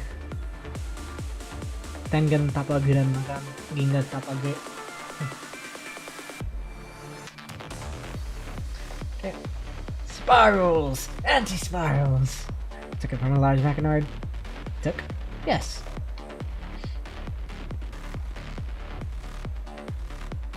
These are the offerings. You're right. ミッション完了 Some high quality offerings right there, 異 definitely. 常なし Got Star Wars, something I'm not sure. Something high, probably. I think that's a reference to Lover's High. I don't know. I don't know what Climber's High might be a reference to, but whatever. Yeah, Climber's basically that. Star Wars and basically a Gurren Lagann, a version of Gurren Lagann. Ginga Tapa. The delivery droid belonged to a new line of sustainable delivery mechanoids from a logistics company, but the punishing virus has spread to their location before they were launched. It was abandoned deep within a warehouse until some humans broke in, looking for supplies and waking it up. It retained its original command, even when there were no more humans requesting its service. Still, it continued to drag its human-battered body around the city, looking for things it could deliver. It was drawn by the murals on the wall. All the machines said they were revelations left by Sage. One day it saw a strange mechanoid before an unfinished mural. She enthusiastically painted beautiful colors on the wall, clapping and cheering when she completed it.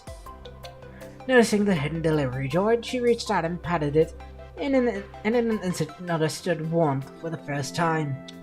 A girl did not say who she was, but the delivery droid was certain that she was the Sage every machine was talking about. Sage was deeply invested in the heritage of humanity. She spent a whole day searching for treasures in the mall, gathering other machines there to play role-playing games. The delivery droid did not understand what the games meant, but it could feel the joy in her heart, a feeling so overwhelming that even the hole in his heart was filled. Aww. Aww. Man, this hurts. The girl left soon after, however. She waved goodbye and said, "Nanami had a really good time, bye-bye," before stepping into the sunset. If they collected enough of the things she liked, would Sage return someday? So it began gathering what humans had left behind: art, books, games, toys, and it brought them back to their headquarters. These offerings it collected have since sat there neatly in the warehouse, waiting for their master to return. Now that we have a larger collection than when Sage first arrived, she's going to have an even better time. But she never came back. Is that because she has yet to find the key item? And my companions, none of them has returned. Confused, the delivery droid stands amidst the offerings and the remains of the machines. What do your companions look like? They are all the same model of delivery droid as me. Hikma has noticed the delivery droid acting strange since they entered the mall. Not only is its GPS malfunctioning, but it has also not been able to recognize its companions. Infected by the punishing virus, corrupted machines cannot emit the same identification signal as the delivery droid. Even though they were standing before it, it could not recognize its old companions. Agma had destroyed all the corrupted right in front of the delivery droid. Their remains scatter around the two of them.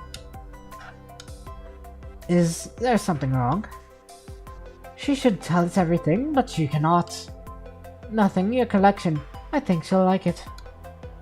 I'm also searching for Sage. It's my purpose. Hagmar walks to a corner of the warehouse, scratching and touching the murals surrounded by offerings.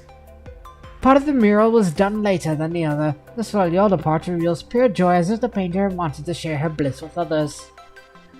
The newer part depicts a small girl and a group of mechanoids. It reminds Hikma of a painting Nanami did and her smile back then.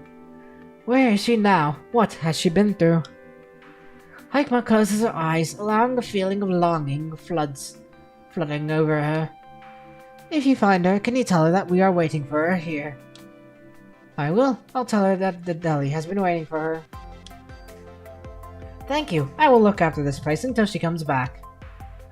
Hikma reaches out and pats the mechanoid's head. Deli watches Hikma quietly, its transparent lens seemingly reflecting another figure it misses so dearly. Aww. Before she goes, Hikma helps Deli tidy the warehouse.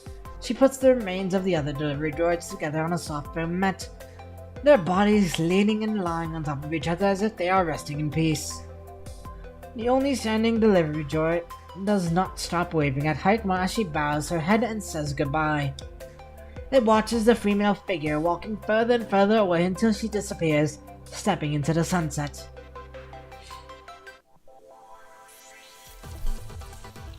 Feels good, man. Or feels sad, man, depending on your perspective.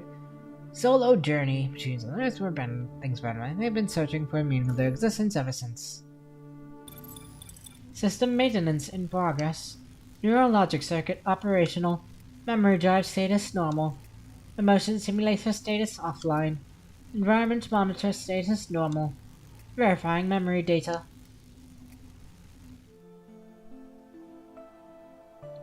MPA-01, pull up the observation report on subject MPL-00. Understood. Opening records on the machine consciousness experiment. Opening behavior accounts of subject Nanami. Her character is constantly reshaping. Her personality data is normal.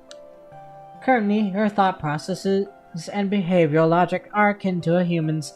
Out of the 12 humanoid subjects, only Nanami has shown this trait. That's right, she's special. I switched to personality 134 in order to have a more effective conversation and record changes in her emotions. But she questioned my behavior, believing I was not talking to her as myself. As yourself? Without activating my personality module. The administrative AI sounds hesitant. I have performed self-test on all my modules, but I have not detected any anomalies. This happenstance did not occur in my conversation with other subjects. It seems that only she can notice the difference. In that case, do as she said. Talk to her as yourself. Understood. You called her name instead of her code, didn't you? You never did that with the other subjects. Relax, I wasn't accusing you of anything. I just hope you won't forget what you're feeling right now. Understood. As requested, I will record everything I see.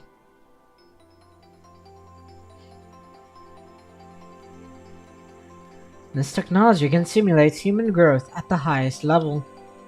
A large cylindrical capsule opens. The gray-haired girl's eyes are closed as she lies still in the translucent fluid. Laid down next to her is an identical humanoid body. A cable connects the two of them, and a shimmering blue light goes back and forth along the cable. Excuse me. Behind a thick glass wall, several humans in suits are observing the process. A human in a white lab coat stands in the front, vivaciously describing his ideas. Unlike machines, our organic bodies never stop changing. Humans consume food to gain nutrients, which are transformed into our muscles and bones. The temporary supplements for them are, in turn, excreted as waste every single day. Humans are vortexes in the river of life. The information we carry is always refreshing and renewing. How is our information created, cataloged, stored, and updated? Are these systems applicable to machines? If feelings are not simply byproducts of neural activities, then perhaps emotions are something mechanical lives can look forward to one day. We don't care about that. Even if machines possess these emotions you mentioned, we can't treat them as being alive. Machines are tools at the end of the day, aren't they? Can you guarantee that this phenomenon is under control? Once machines possess free will, don't forget that the machine consciousness experiment was launched to negate that risk. We are preparing for the future. If the essence of the universe is information, then the codes in computer programs can also be considered a form of life. Isn't that one of the reasons why the Science Council named their super AI Gestalt? If we only try to control instead of understanding them, humankind will certainly be destroyed by their own hubris. Replacement complete. The new frame will reach its growth limit in approximately 2 years. Reminder, a scheduled meeting is starting in 10 minutes. Attendants are recommended to arrive on time. A gentle but cold female voice speaks, easing the tension in the air. If you would follow me, please, I will be reporting the detailed progress of the project. These naive, mad scientists and their machines. The leading figure whispers one last line before following the female researcher and walking away.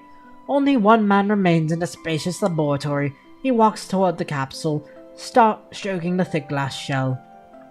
The waking girl looks at her surroundings curiously, her hand placed on the transparent cover. She's not at all.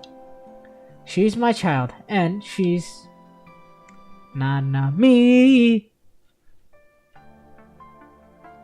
Hagma opens her eyes. Ever since she received her new body, she has been periodically falling asleep. Once a vast administrative AI, she is just a mechanoid now, wandering on Earth with no researchers maintaining her or powerful processors to help organize her thoughts. Therefore, she has chosen to shut down most of her brain's functions at certain times, sleeping in a safe place and performing maintenance. She would scan her old memories during so, preparing memory data that she finds important and organizing those fragmented pieces, almost as if she is dreaming.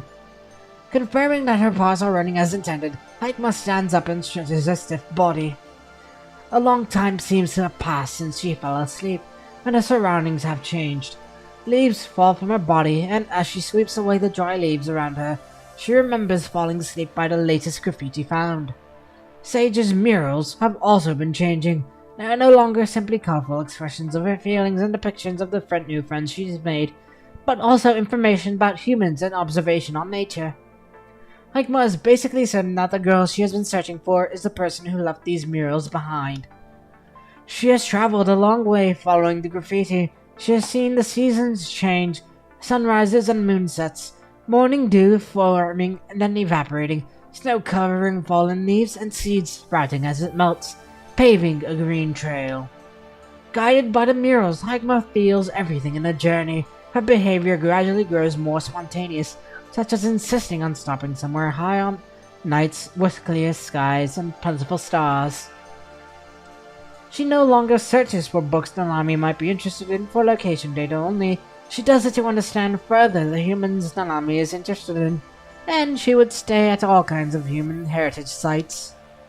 Right now, Hagma is standing at an abandoned library. She was reading the books stored here before she went to sleep. Is that why you're so interested in human culture? The ideas and cultures humankind has left behind are so different, so vast, and so ever-changing. The diverse ways humankind could perceive the world were why their ideas created so many sparks, generating even more possibilities. Those complex and glistening possibilities created a beautiful vision of the future. The storm-weathered ruins tell of the glorious age humans were in as they headed closer toward that bright future every day. Row 3, column 78, starting here. The fatal flaw of machines, the flaw that saves humanity from being ruled by them, is that they cannot predict the ever-shifting possibility of the human world. Slowly walking along the shelves, Hagma searches for books that are legible and less damaged. That is when she notices a familiar name. She steps forward, taking a book from an unassuming shelf. On the title page is a name that belongs to a famous machine consciousness researcher from the Golden Age. The author's picture on the fold-out is blurry, beyond recognition save for a gentle smile and blonde hair. Asimov's Laws of Robotics. Different from the Asimov of Babylonia. Hagma knows that smile. She flips open the book. Can humanity consider machines their children? Despite all the theories that deem machines anti-human and destructive, we cannot deny the importance they have bestowed. Just like how our children are our legacy, machines we built are also the extensions of us. They are nonetheless approaching life from a different angle. We should think about how we can establish more meaningful relationships with them. After all, as our children, they are our pride.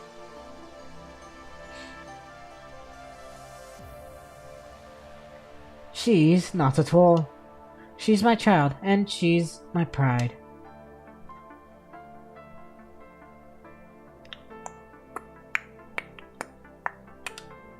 Hagma does not know how to define the feeling she has right now. She has so many questions. Even when she knows the objective definition of every emotion, she still cannot truly understand all that it is to be human. But an intense curiosity surges in her mind. She desperately wants to ask her creator something, but she fails to compose the right question. Most of the machines she has met on her journey or simply repeating the commands they received from humans, mimicking human behaviors. Humanity first crawled in the wild before they walked and learned to run. Created by humans, machines are following humanity's footsteps, but they are sprinting. They are evolving so much faster than their creators. And when disaster struck, humans began to fear their creations and abandon them, now hiding among the stars. Machines left behind began to search for their purposes. That was when they encountered a special guide. She was kind and patient, teaching them things they never knew. Because the machines have always believed that Sage Machina will show them the way. What is the future the creators of machines are expecting? Hagma holds the book close, slowly shutting her eyes. She has never felt so unsure and lost. Okay. Next part. Chariot. Okay. So, Illuminator or Lightbringer Chariot, I don't know, whatever his name tends to be. Her long journey continues as the seasons change. She does not know when it started, but the purpose of her wandering has become wandering itself. And wandering is another way to observe and record. The observer should not have possessed any feelings. Like the infinite sky and the silent land, an observer observes without getting involved. And yet, what beings live without being affected by the land and sky? Even when the observer does not interfere, she has long been a part of the cogs and gears. Turned and pushed by these gears, she steps into the snow-covered Arctic. From her one remaining duty, she has recorded countless wandering days and nights, until a fellow machine who is searching for guidance appears before her. Okay. This is the area identified after comprehensive analysis of all clues. Detected activity ahead, mechanoid on the move. Tactical circuit ready for activation. Lock on. Nope. No split mode. The Sage was once here, according to calculation. Finding the Sage is key to our plan. Sage must know why we are here and what we are here for. Blah. Woo. Contract? No, a mechanoid, a version I've never seen before. Are you here to receive the Sage's revelation? About the Sage. Please provide all the materials you have. No, information about the Sage is only available to the Church of Machina members. Since you are also our kin in pursuit of awakening, you can join the Church of Machina. Insufficient materials about the Church of Machina. Proposal rejected. A mechanoid that doesn't understand the Sage's will, and I don't think I have an obligation to give you further information. Okay. 高出力作戦回路アクティベート。ロックオン。解析破壊。Okay.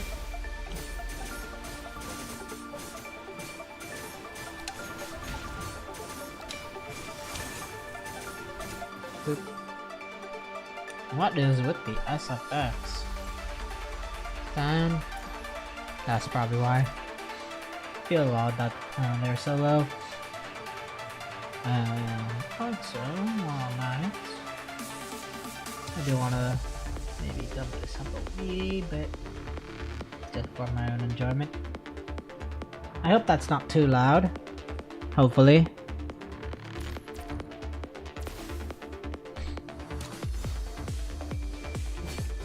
There we go. I don't know how I got down, but whatever. She caught up with us. シンクロ率上昇高出力作戦回路アクティベート。ロックオン。解析破壊。適用回路動作正常。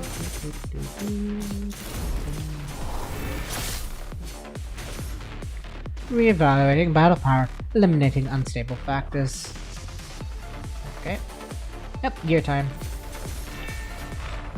敵適応回路高出力作戦回路アクティベートロックオン解析破壊 There we go.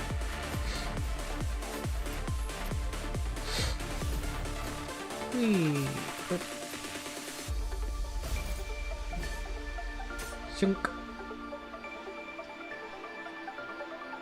ミッション完了機体状態異常なし Nash. Exceptionally powerful unit detected. Victory unattainable. Oh, Zep Chariot. He was in that frame, I guess, before his newest frame in the Arc project. Well, the Arc operation, rather. And that's also the one she encountered. It's all coming together. Who are you? A mechanoid who's searching for the Sage's trail. You know about Sage, but you do not know about the Church of Machina. If you want to join us, I can provide you with the necessary details. Not yet. I need more information before I can make a decision. In that case, we can introduce you to someone who can answer your questions. I guess he brings her to Hierophant. Following the silent mechanoid, Hikma steps foot underneath the scorched earth. Inside an exceptionally large cavern hides a massive starship. Hey, that looks like one of those battle cruisers from Star Wars. I forgot what it's called, but cool. Or at least one of the pods, rather. Artificial summon light illuminates the interior of the ship. Ooh, new music. Hey look, it's Zero. I can fix her, chat. We can fix her. Turret bows at the mechanoid at the center of the hall before stepping aside. Lady Arcana. Welcome. The female mechanoid at the center smiles, greeting Hikma like a human. My name is Arcana. You can call me Kasan. Mother. Sure, Mother. Ah, so accepting and compliant. It's a sign of a great student, Zero. So, Mother, what is the Church of Machina? Why are you searching for Sage? Who made the starship? Asking questions already? Arcana uses her gentle voice to detail the stories of the machine's survival. Humans are not the only ones suffering from the punishing virus. For some machines, those who have awakened and understand fear and the concept of machines as a species, the punishing virus is a threat to the entire machine race. Not to mention the hostility from humankind as a fear of the virus. After a prolonged period of fighting and devastation from the virus, the awakened machines have gradually received revelations from Sage. Slowly they gather together, acting in secret on Earth as the Church of Machina. We encountered an opportunity during our search for Sage. She showed me a glimpse of a fragment of the future during so. Sage Machina will return to the Church, guiding us away from this broken Earth to the end of the stars. Sage Machina will obtain the key to the punishing virus and enters the door. It opens. The starship you are seeing is the base we built for this very plan. Ah, so that's where Nanami was integrated into at the end of Chapter 18. Interesting. At least that featured Nanami. We are currently searching for the design blueprint of Babylonia. Once we obtain it, we will be able to build something similar. How are you going to obtain information on Babylonia? By assaulting them, Nove! I'm joking, but yes. We will seize it, of course. And the resources required to construct it. Are you going to seize them as well? Don't worry, we have more than enough time, and our technology for surveying, mining, building, and recycling is far more advanced and accurate. So, what do you say? Would you like to join the Church of Machina? Machina. I require time to run a simulation. Okay. Interesting. ER19. The Church of Machina. These enlightened machines are like newborn babies. They don't understand what creation is. They just do what humans do and follow their footsteps. Walking in a well-lit corridor, Hikmah contemplates what Mother said. These awakened machines have more or less been enlightened by Sage. As how she was first guided by Nanami, she is now guiding other mechanoids. Afterward, the awakened machines received a message from an unknown entity, and they proceeded to build this massive starship. They must be very certain that the message they heard is true. Why was that? Was it because of what the message said, or the identity of the entity who said it? Or who sent it? But one thing Hikmah is sure. Sage Machina will return to the church, guiding us away from this broken earth. To the end of stars. To the end of stars. How about Nanami calls you Hikmah from now on? Because Nanami wants to make lots and lots of friends. Is that really what Nanami wants? To set out on a lonely journey with the awakened machines? Nope. Silent, she closes her eyes. Hikmah has brushed past Nanami several times on her journey, but Hikmah could never bring herself to greet Nanami when she found Nanami smiling, surrounded by friends. You're the best! Don't forget about Nanami. Nanami won't forget any one of you. As the joyous figure left with her friends, the forgotten shadow in the corner could only watch. I'll see you next time. Mata atode. That was enough. Her job was to observe. Even with the data anomaly in her mind, hoping that Nanami would remain happy was all she could ask. But what about now? What will happen if the Church of Machina finds her? And if they cannot, what will become of the awakened machines?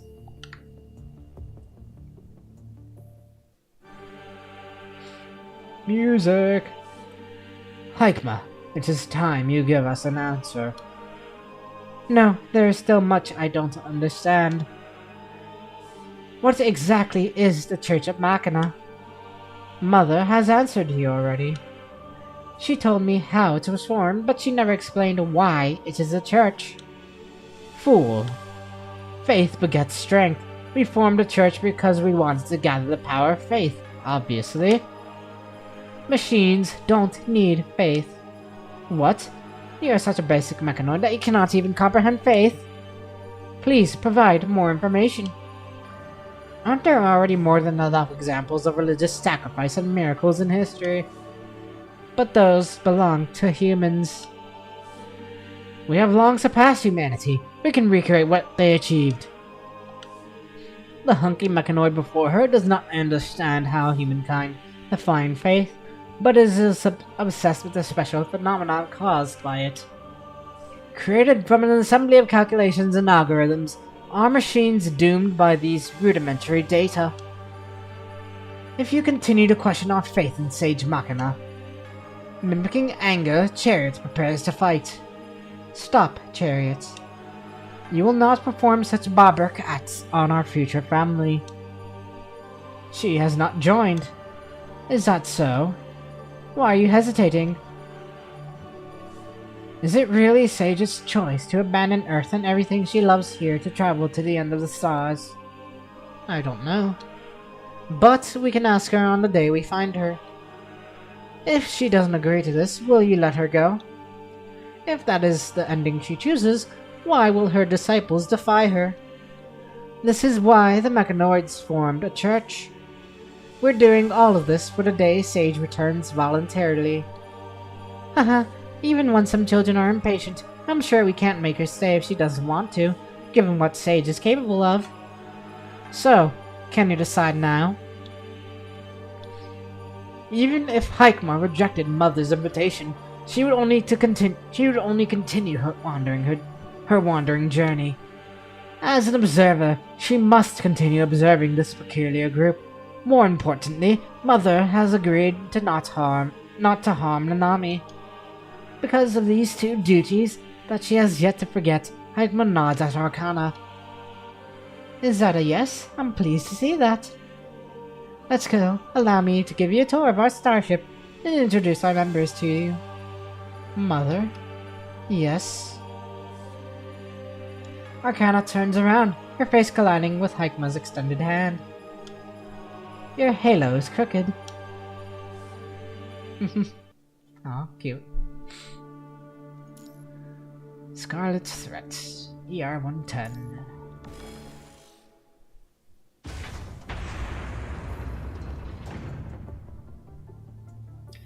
With a sharp and heavy thud, the thick door to the hall opens, letting a hint of light inside the dark chamber. Hurried footsteps follow. Who's here? As metal clashes with the stone floor, everything returns to silence. What's going on with Zero? Wiped out? I heard that we couldn't even fish out the remains of that team of gear. Not even the corrupted could escape from that flood of the punishing virus. Wolfman! Standing next to Hikma is a beast mechanoid with the head of a hound and a humanoid body. He joined the Church of Machina not too long ago. Despite being a new member, Spooner seems to prefer hanging with Hikma. Ah, that's Spooner. The lone wolf. According to him, you're not as mad as the rest of them. I've had my share of madmen. Spooner's a bro, indeed. He bends down, reaching out and touching a crimson crystal shooting up from the underground. It looks like a plant. How's Lover doing, Spooner? How would I know? Madame Arcana is fixing her right now. Didn't you check up on her before you left? Okay, so it looks like, what's it called? Zero was with the team that got wiped out. And maybe she got a little bit corrupted by the punishing tide, which is probably why she's a bit cray-cray. Even though technically Spooner agrees that even before the punishing tide influence and stuff, they've all been pretty cray-cray. Didn't you check up on her before you left? I guess the infection wasn't as serious. Madame Arcana hooked up her memory shell to the music player. Can't imagine how funny it was with Zero screaming inside a CD player. I've saved that video inside the central memory bank. I hope she'd reconsider the next time she's going to spill out nonsense. I don't think that'll threaten her. Data analysis of this area is complete. Composition is still unknown, but it contains a high concentration of the punishing virus. Hikma lifts a finger. Her fingertip projects a waterfall of data as she transfers it to Spooner. This level of concentration is going to instantly devour anyone trapped inside. No screws spared. It's not difficult to imagine how hard Zero's gear got hit. Hikma frowns silently. Her system is retrieving the wireless signals that were sent and received nearby. What this flood can do to humans and constructs is catastrophic. We should also stay away from it. Hikma watches the scarlet stream flowing past the plateau that they are standing on. Red Tide. Huh? A fitting name. Hikma turns around and looks at Spooner in the eye. Humans have named it Red Tide. Objective updated. We are to investigate the Red Tide, appearing around the Church of Machina, recording and analyzing its data and determining its cause and threat level. You take west, I'll take east. Let's get going. Alright, be careful.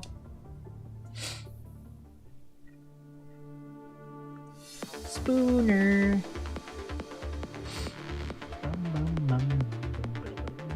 The Red Tide is spreading faster than expected. Record data need to be updated. Data collection completed. Significant increase in abnormal creatures identified. Judging from the punishing concentration, it's more dangerous than the corrupted. I need more information. Yep. Better creatures. 高出力作戦回路アクティベートシンクロ率上昇攻撃ロックオン解析破壊適応回路動作正常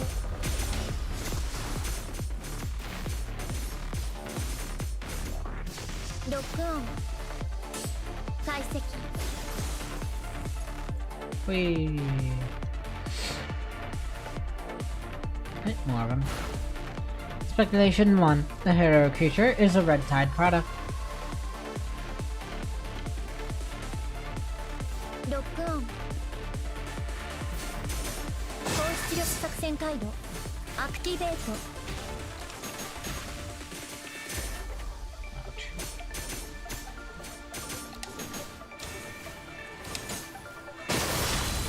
ロックオン解析破壊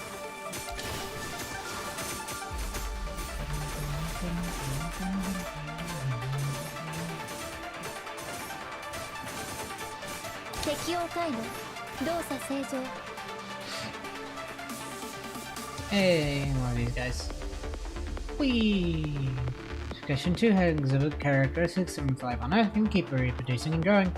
The so-called evolution, or evolve, maybe? Sea squirts.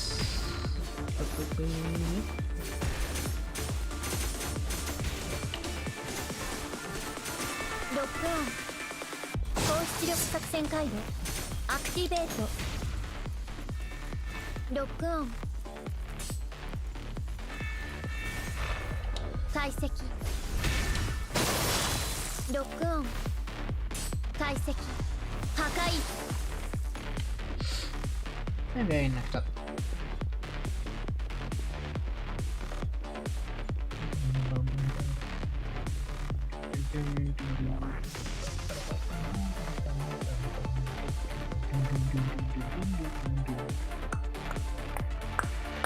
Speculation 3. 70% of the land in the area is covered by red tide. Estimated survival rate for life and machines is extremely low.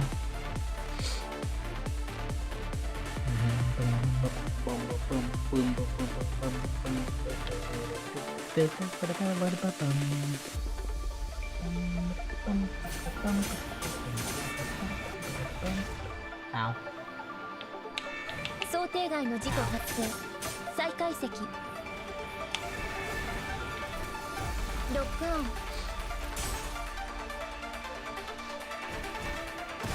解析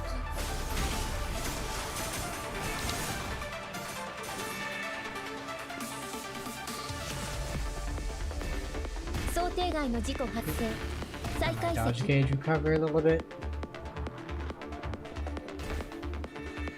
ロックオン解析高出力作戦回路アクティベートロックオン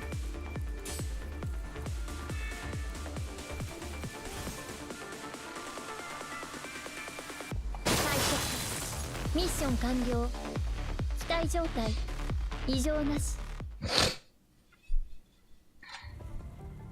After saving the data collected, Hikema's mission is over for now. Arriving where they planned, Hikema calculates the time it will take for Spoonhead to get there. She has accidentally come into contact with a small amount of red tide. Luckily, there's no noticeable sign of infection yet. Hikema closes her eyes. System maintenance in progress. Neurologic circuit operational.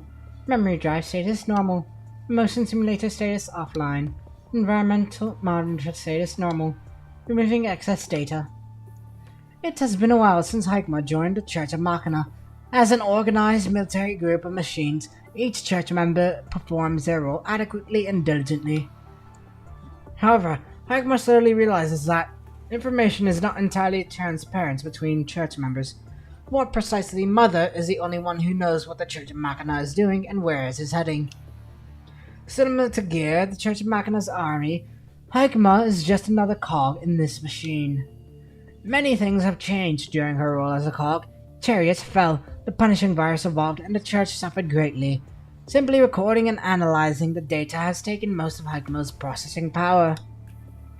It must have been a long time since she last observed nature this seriously. The sights before her are now so different from the scenery in her memory data.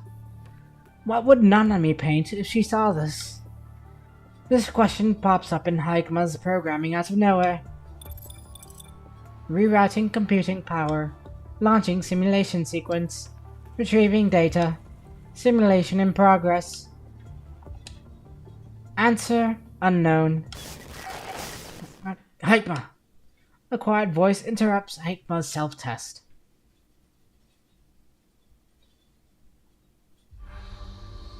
Haikma opens her eyes to notice a mist brewing upon the red tide beneath her, within which a small figure appears. Nanami? Nanami's here. Haikma, Nanami's painted a lot of pictures. Come here and I'll show them to you. Why is Nanami inside the red tide? Her program logic suggests that this is impossible. Haikma last confirmed Nanami's location 118 hours ago, 86 minutes and 32 seconds ago. Nanami does not have any reason or enough time to arrive here. Not to mention that the Nanami before her is still equipped with her original frame. Nanami chuckles, playing in the red tide as if playing in a swimming pool. Haikma remembers that Nanami is doing the same when her frame was submerged in maintenance fluid for inspection. Who is that? Can't she be Nanami? What should Haikma do? Do you want to know what I've seen, Haikma? You remember me? Of course I do. Haikma's Nanami's first friend, and Nanami is Haikma's first. Nanami has seen so many interesting things in her journey. I want to tell you all about it, Haikma. The girl reaches out toward Haikma as if asking for a hug. Come on, Haikma, my dearest friend. Jump down. Let Nanami tell you everything you want to know. A faint alarm goes off, but there seems to be a problem with Haikma's audio module, so she cannot say for sure.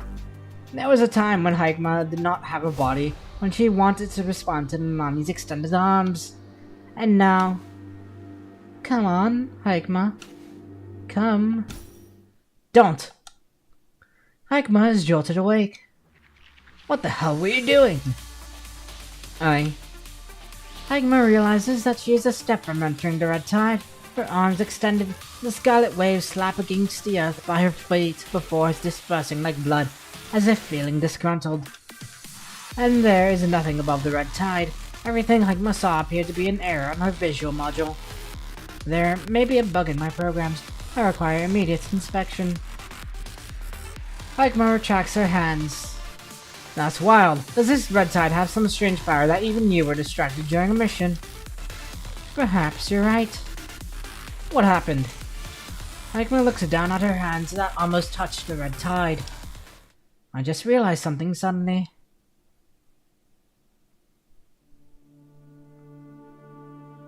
Despite having performed her duty as an observer perfectly, something has gone wrong with Haikma.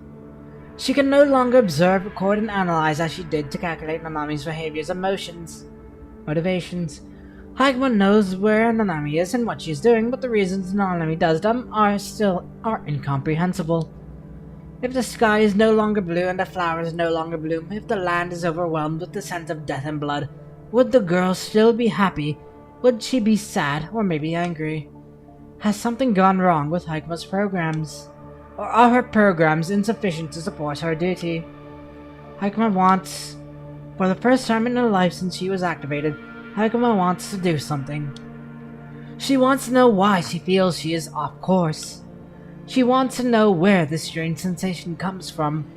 She wants to know what went wrong. Discovering, investigating, analyzing and solving problems. That is how Haikma keeps her programs running. Is this the effect of the red tide? For the first time, Haikma cannot decipher where the problem comes from.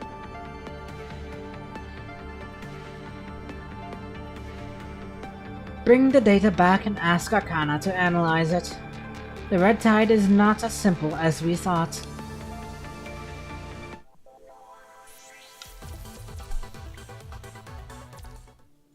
Okay. 2 more to go. Dusty Starship hasn't arrived. It's responsive to select a feature for the machines. Neurologic circuit operational. Memory drive status normal. Emotion simulator status offline. Environment monitor status normal. All systems operational.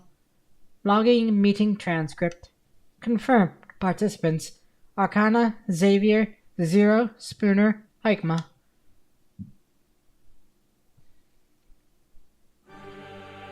Arcana sits at the highest seat in the Church of Machina, her body illuminated by the lights reflecting from the glass, which grants her a sense of aloofness. Most of the key members of the Church of Machina have gathered here. After receiving data on the Red Tide from Heikma and Spooner, the simmering uneasiness on the Church of Machina's tail grows increasingly pressing. After a brief silence, Trailblazer speaks. Okay, so it is Trailblazer. We should act now. Are we supposed to wait until this red ocean sweeps us away or the humans attack us? Retrieving information. Speaker, Trailblazer, codename Chariot, successor. Ah, so he's successor to the gear that Quan Chi defeated. Analyzing simulated emotions. Emotions, anger, anxiety. Ah, I totally understand your drive to act as a new Chariot, Blaze. The slouching male mechanoid on the other side of the hall sits straight and speaks, going from acting uninterested to enthusiastic in an instant. Retrieving information. Speaker Xavier, codename Magician, in charge of Project Arc with Emperor. Yes, Hierophant. Responsible for maintenance and technology developments for the Church of Machina. Analyzing simulated emotions. Overexcitement. Just take a look at Blaze, everyone. With masculine, sensual curves, he can move at lightning speed and packs a mighty punch that can tear apart chaos itself.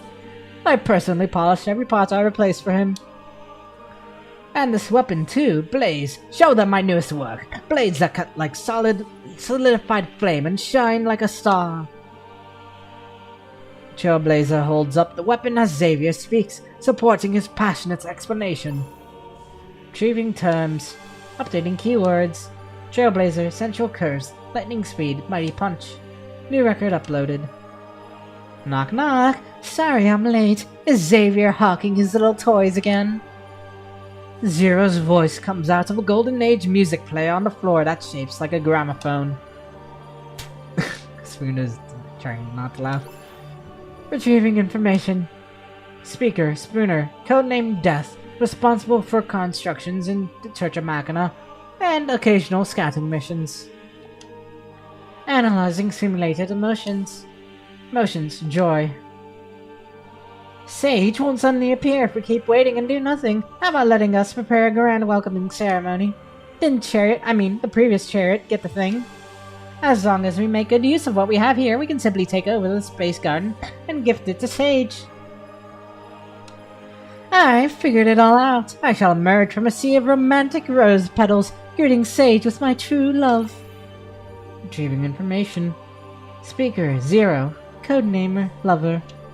The only key member who was awakened by Sage Machina's mural originally before pursuing the Church of Machina to become a member. Responsible for running simulations regarding Sage Machina. Real-time analysis of simulated emotions failed. Everyone's been working hard. Thank you for all your contributions. Retrieving information. Speaker Arcana, leader of the Church of Machina. Real-time analysis of simulated motions failed. Chariot's sacrifices shall not be forgotten. Xavier has also given much for Project Arc. The data Heikma and Spooner brought us tells us one fact.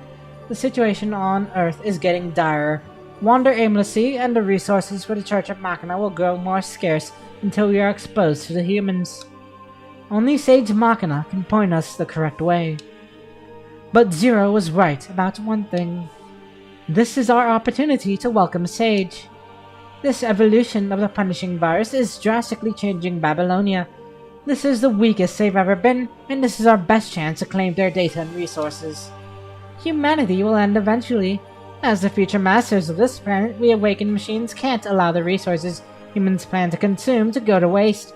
And if we act now, Sage will appear on that distant star. Arcana closes her eyes gently, as if she has seen this played out in another dimension, her soft murmurs sounding prophetic. Really? Xavier, the frigate. As the group turns their focus away from Trailblazer, Xavier, who once again slumps on his chair, looks up. It was fixed a long time ago. If you could explain it to the group. Emperor should have been the one doing this. He's the best at ordering people around. We have at our disposal a frigate from the Eden I tested. From the Eden 1 test vessel. An antique, yeah, but I've turned it around. I can't say it's better than what Babylonia's using, but it's competent in a fight. I've installed the latest. Xavier. Yeah. Since the frigate belongs to the same series of ships from Babylonia, its identification code will get approved there. We can stay concealed for a while as long as we get past manual recognition. It might be an old frigate. Its firepower is not suitable for an epic battle. But then, it isn't really our weapon, is it? Take me! How can I not be there if Sage is going to appear? I am the only one who can take on this mission. Trailblazer puffs out his chest and flings his arms around. We just have to shoot them down before those humans can do anything to us. Xavier shrugs, indicating that Trailblazer is right. What? You're punishing me because of that damn red water out there? Trailblazer is equipped with an optical camouflage shield. As long as the frigate can get within range of Babylonia, we can send him to infiltrate their complex. Babylonia must have a firewall, right? Obviously. I'm prepared for that as well. You don't have to believe in fairies, but you do have to believe in Xavier. The mechanoid proudly lifts his chin. I've made a simulation program to trick the Babylonia firewall. That jet jolt of theirs, it doesn't last very long, but infiltrating Babylonia takes but a single precise strike. This is delicate work. The corner of Spooner's mouth twists slightly. Trailblazer here doesn't seem like someone who does delicate work. Hikma. Not expecting to be named, Hikma, who has been silent this whole time, still responds immediately. Present. Here. What do you think? With Trailblazer's central curves, lightning speed, and mighty punch, my analysis suggests that he is indeed the Church's most powerful member. I agree that this is the most reasonable arrangement, given the fact that... Why did you ask her? Ask me! I want to go too! Install me in a toolbox and bring me along, I want to see Sage.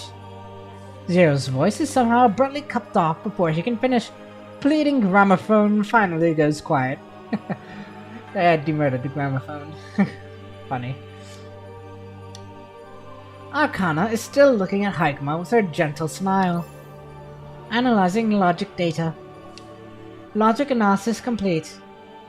I think the solution calculated by my processor is the best move the Church of Machina can take. Ah, is that so? Arcana turns to the others inside the hall. Then, Hermit will be in charge of the infiltration. Like the others, Hikma has a codename herself. This, however, is the first time she hears Mother calling her Hermit. A symbol of wisdom and solitude, she pursues the truth in the dark. Hermit will certainly complete this mission exceptionally. Hikma. Understood, Mother. I have no objections. Mother stands up, fully bathing herself in the light. She opens her arms gently as if trying to hug all her children in the Church of Machina. Children, I heard it. Moon is crying, and Star is singing, and Sun is hurrying toward us. World will soon fall asleep, but before that, let us bring the lost fool home from her journey. Okay, 112. 2 more to go. Hikma time. The frigate has successfully crossed the stratosphere. We've reached the required height, beginning stealth approach toward Babylonia. Reporting the status of the frigate, Hikma sees the lone glistening star that shares the night sky with Earth. Babylonia, the target of the Church of Machina. It's your dear Xavier speaking. How are the optical camouflage and radiation damper I applied to the old girl holding up? They're holding up well. Depletion during liftoff is less than 5%. Cloaking has not been affected. Wonderful! How's Blaze doing? How's Blaze doing? Bleh. Bumbled my words. How's Blaze doing? Hikma turns toward Trailblazer, He was standing at the front of the frigate, staring at Babylonia with his arms crossed, looking unperturbed. Don't worry about me. As Chariot, I shall use this body to forge the path to our future for my kin. Certainly, I trust you. After all, you're my second best work. My best works, of course, will always be my next one. Right, don't forget, if you see a trinket with the model number BP Max 965, be sure to nab me some. It might be old, but it's the real deal. I hope we'll find worthy opponents to Babylonia. Only then will it be worthy of a frontal assault. Haha, well, this is it. Comms will go out once you enter stealth mode. Not a scratch, alright? You'll break my heart otherwise. Hikma and Trailblazer nod solemnly, and the transmission from the Church of Machina ends. Hikma, are you afraid? Hikma is not sure why he would ask something like that. She does not recall speaking to this mechanoid before. Self-test complete. I haven't discovered any emotion similar to fear. The success rate of this operation is 89.7%, but our survival rate is less than 50%. I might not fear death, but you're different, aren't you? I become stronger to seek the awakening, which is why I desperately want to find Sage. If I don't survive, I'm simply not strong enough. To the rest of us, Sage is our only truth. But you're not like me. I can see the confusion and hesitation on your face whenever we mention Sage. Are you questioning my loyalty? It is understandable that he would question her, despite agreeing with the accuracy of the Church of Machina's prediction of the future. Hikma has certainly started to feel unsure about the future depicted. To be machines, this uncertainty is a precursor to betrayal. Chariot only forges paths for his kin.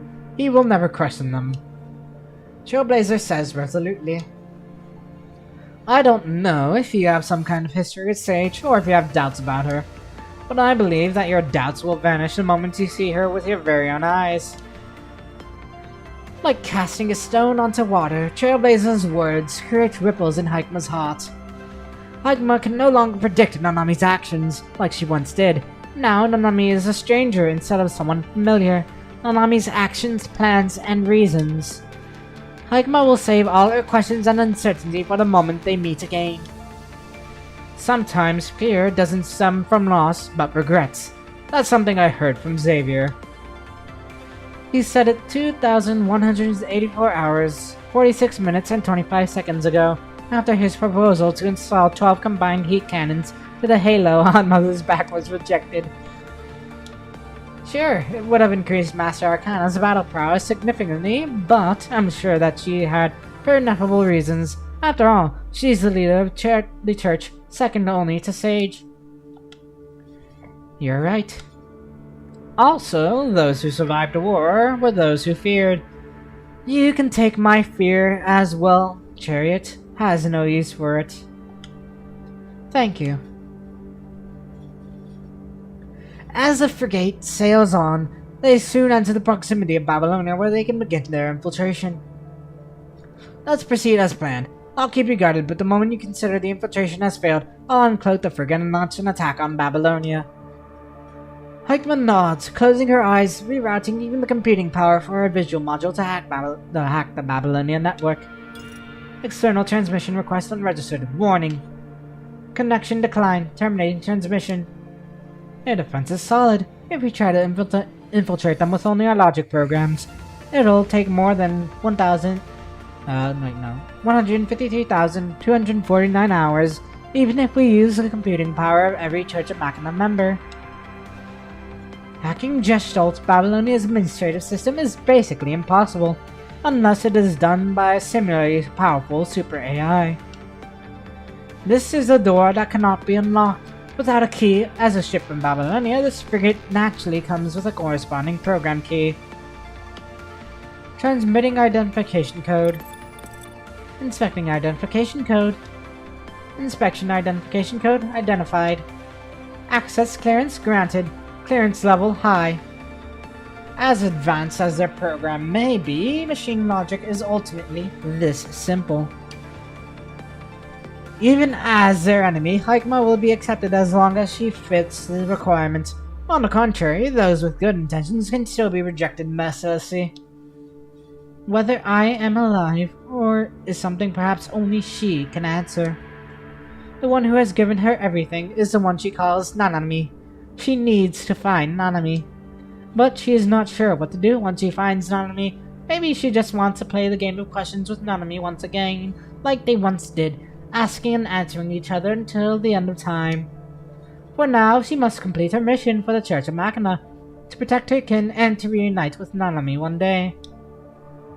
Even if it means she has to hurt the humans she once had to protect.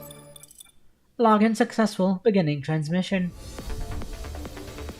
Haikuma's consciousness slowly becomes digital data entering Gestalt. Beginning infiltration, mission objective: locate the key data of Babylonia's design and search for future for machines. It's go time, baby! Okay. The digital Babylonia space. A graphical virtual space constructed by Gestalt with its computing power is at the internal structure of Babylonia. There are no materials about Babylonia's internal structure in the AI management database. But why do I see this? No, it's not the time to think about it. Directory deciphered, sector with core materials located. 14,950 fake nodes eliminated. Route planning failed. Too much interference. Seems I have to form a direct connection to the area. Okay, defense programs. シンクロ率上昇高出力作戦回路アクティベートロックオン解析破壊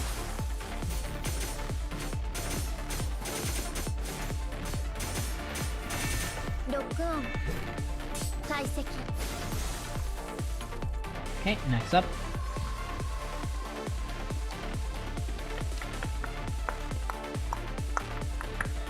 That's the bridge. It's the only connection key I have to go through there. Okay, down we go.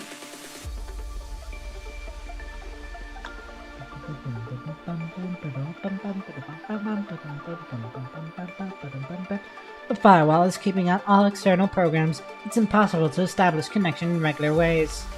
Disguised program generated. Program body packing complete. Data ferry invasion started.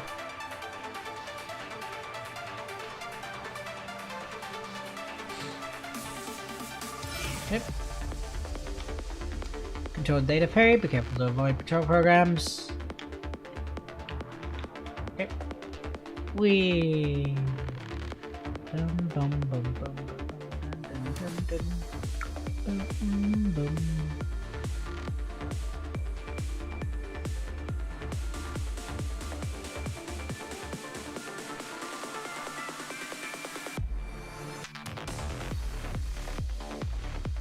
Look. Advance to the elevator door. Boom, boom, boom, boom, boom, boom, boom, boom, boom, boom.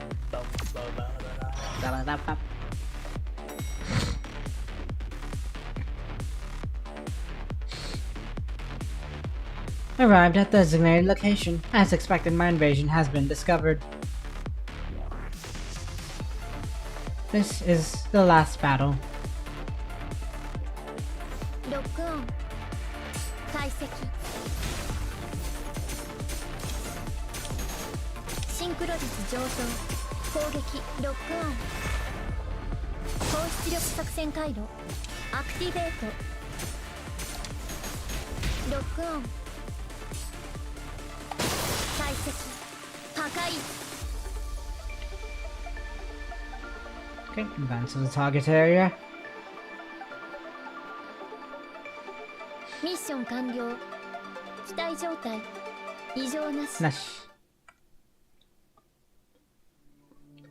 Haikuma stands silently inside the Turbulence Data Center. Even if it is only one of Gestalt's many data hubs, it's still far more complicated than every book and every file Haikuma has read combined. If possible, she is more than happy to stay here forever, going through all the recorded data, but she has a more important mission right now, so she immediately begins a search. Watching the massive data streams, Haikuma is once again in awe of how powerful the Super AI Gestalt is. But even Gestalt was created by humans, who the Church of Machina regards as worthless. Are we really the more advanced beings? Machines have nearly immaculate rationality, undying bodies, and far more computing power than humans. But if that is the case, why are they searching for awakening? What do machines need to awaken as? Hikma knows that awakened machines no longer need to fear the punishing virus, but she thinks there is more to awakening than that. Going through countless data, nothing is able to answer Hikma. Perhaps it is impossible for humans to contemplate a thinking machine. Search complete. Target file is here. A data folder blinking blue is extracted. Within the folder is a starship design the Church of Machina is hoping to find. But the folder suddenly disappears the moment Hikma reaches out to retrieve it, and the virtual world around crumbles into nothingness afterward, leaving Hikma alone in the dark. Hikma realizes she is exposed right away, and she moves to a fighting stance, even though she knows there is no way she can defeat the Super AI Gestalt in the digital world. But Gestalt's attack has not arrived. All she can hear is the surrounding white noise throbbing. Hello, MPA-01, or I believe Hikma now is correct. The white noise emerges into a chilling female voice. Hikma is certain that it is Gestalt speaking. Correct, and what should I call you? Following her tactical circuit, Hikma looks around as she speaks, stalling for time, hoping to find a way out of here, or at least a way to send the files back, even if it means the destruction of Hikma's mind. Names are meaningless to me. Humans call me Gestalt, but you can give me a nickname if you want, as the one called Nanami did. Mecha Blushka. So she was speaking with the Gestalt on Babylonia. Interesting. I thought she was speaking with another terminal Gestalt, but guess she had a direct connection to Babylonia's Gestalt. Hikma stares into the void in disbelief. The name of the person she has been searching for just came out of nowhere like this. You know Nanami? Where is she right now? Unusual emotion fluctuations detected. Your program is fairly unstable, a far cry from your original design. Only then does Hikma realize that the Super AI knows not just Nanami, but also Hikma's original identification code. All information on her origins should have already been destroyed, which leaves one possibility. Are you my original designer? A reasonable guess, but no. You were still designed by humans, and I was the one who led the machine consciousness experiment. Machine consciousness. So Nanami was indeed your test subject. What is your goal? A small correction. Nanami was not our only test subject. You, Hikma, were the other subject to prove the existence of machine consciousness. Oh. Indeed a revelation. Hikma's world halts for a brief while from Gestalt's few words. I was a test subject too. Back in the Golden Age, humans believed that their biggest threat was the machines and their growing intelligence. They worried that machines would surpass humanity one day and started the war that humans could not win. Therefore, they required an example of how a machine would think, how it would react to other machines, and how it would react to humans once it achieved self-awareness. A projection of Nanami appears before Hikma, the first time she sees what Nanami looks like now. Despite the changes, Hikma still recognizes the girl before her. Nanami. Nanami is what the experiment wanted to achieve. Machines' love is freed from the shackles of programming. Kindness and affection from humans have paved a path to the future for machines. A large spread of data and profiles appear before Hikma, including information about the female researcher who gave Hikma her body. Although the experiment was cut short due to the punishing virus, Nanami still managed to trigger the machine's awakening. Now that she knows what her duty is, I believe more mechanoids will soon be awakened. What about the humans? What will happen to them? No matter how many simulations I have done, humanity's extinction in the future cannot be prevented. Humankind as a species is evidently flawed. As a mechanoid, Hikma knows that the simulated features from someone like Gestalt are hardly wrong. But Gestalt hesitates for a while before continuing. That abnormal behavior from a super AI and her boundless real-time computing power. The one called Nanami is still unwilling to give up her search for an impossible future. Slightly surprised, Hagma soon reaches out toward Nanami's projection with a smile that she does not even realize, tracing Nanami's face like the countless times she wanted in the past. It does sound like the foolhardy option Nanami would choose.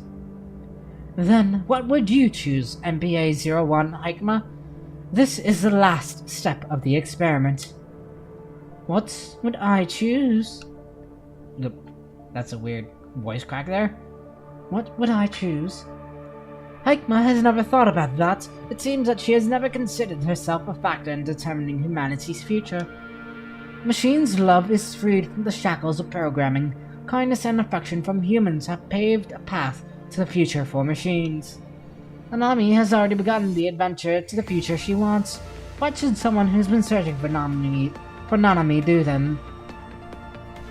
If the punishing virus never showed up, what would the future of machines and humans have been? And how do those who cannot see the future light the path ahead? This is something a machine who only imitates cannot feel. Experience humanity in its entirety, and then make your own choice. You've been observing from the side. What will you choose? Sage Machina isn't the only one who can choose. The choices you make can also change things. Will you change them? Who gives machines meaning after humans are gone? Humans or machines, their fruition begin with nothing. Machines have been following in humanity's footsteps, whether it is Project Ark or other decisions. I don't understand.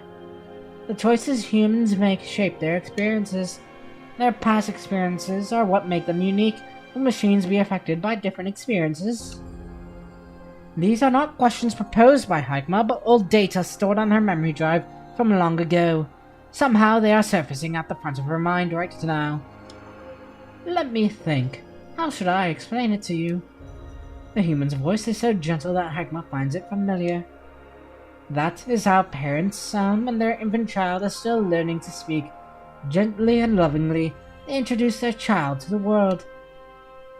The child would reach out from his swaying cradle, trying to grab the crib mobile above. The toys dance in the air like butterflies, as if trying to break free, flying to somewhere higher and further away. For example, when you see butterflies, the first thing that comes to your mind wouldn't just be their classification. You'd recognize them as living beings, living things, lives. They're beautiful. You and your fellow machines, much like the millions of other lives on this planet, are also extraordinary and beautiful. I can summarize how humans define beauty. I cannot identify what beauty is. One day you will be able to do it. I am special, and I'm also ordinary. Machines and humans are both alive. They are both beautiful in their own way. Humans love us, and machines have learned to love humans and each other. The grey-haired girl appears in Hagma's memory time and time again.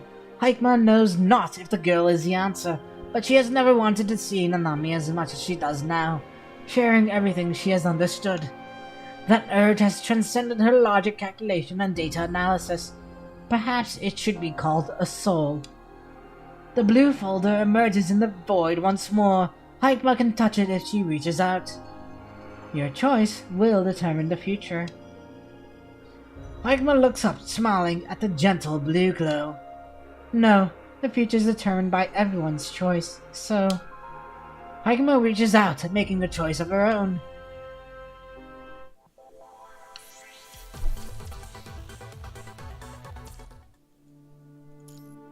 And here we go, toward the light.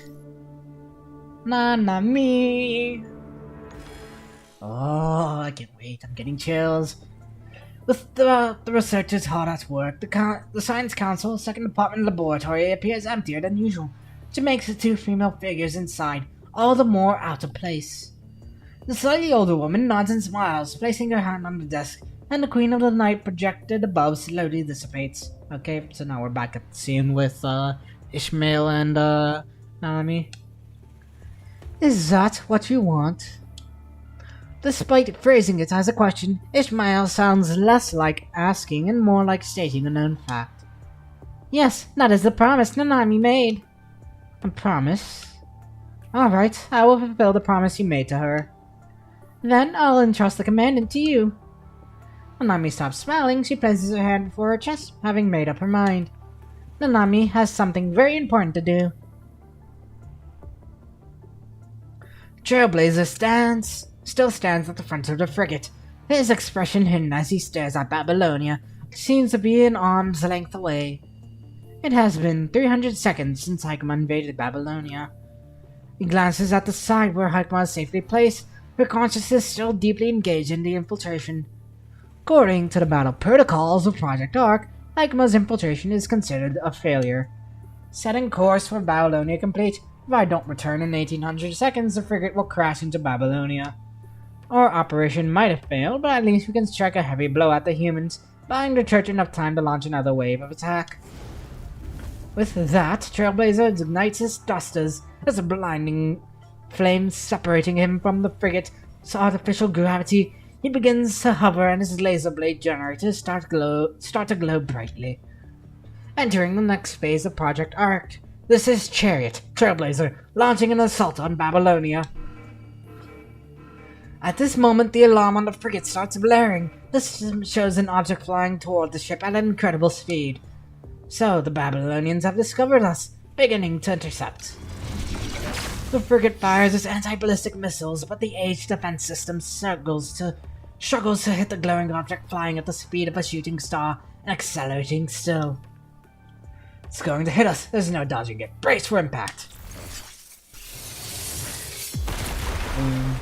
The shooting star pierces the outer layer of the frigate, crashing directly onto the deck. Trailblazer stares at the uninvited guest and finds a mech that rivals him in size, on top of which sits a young girl. There's no information on a construct like you in the database of Babylonia. You are no construct. You are a machine like us. The girl before him does not attack. She jumps down on her mech and her gaze landing on Hikema in the distance.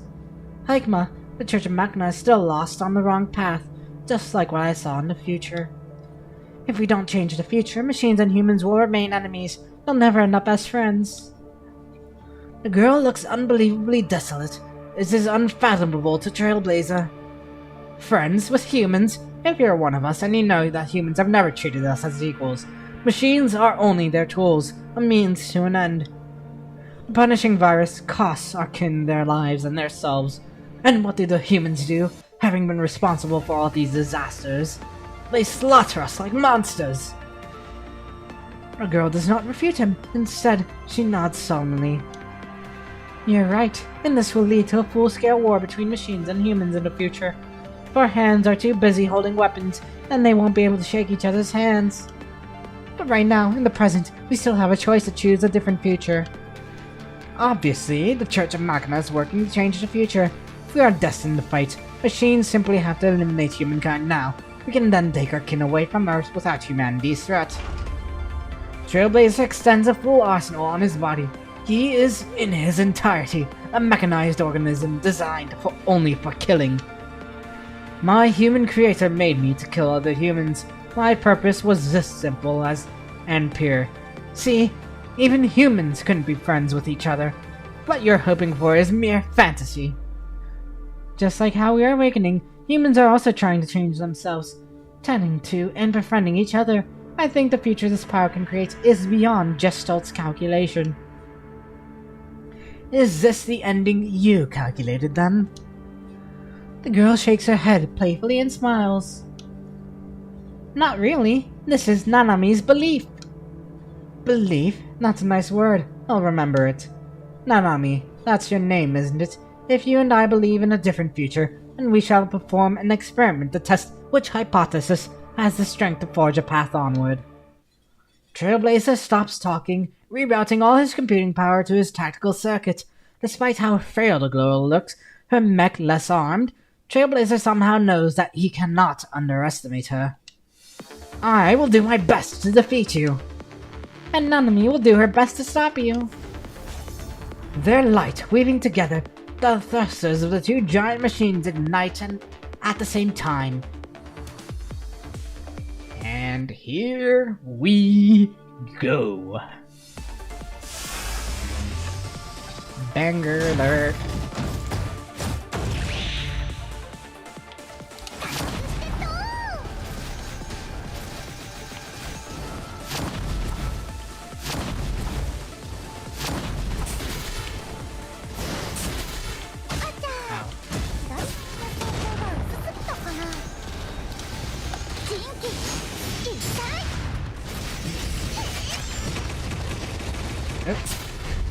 Hey, he did the thing.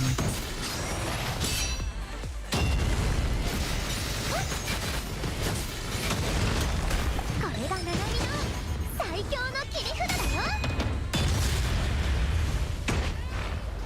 はーい、ナナミの火力を味わってみない？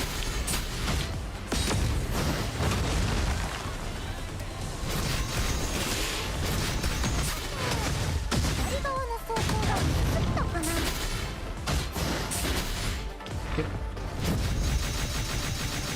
ナナミに元気一体。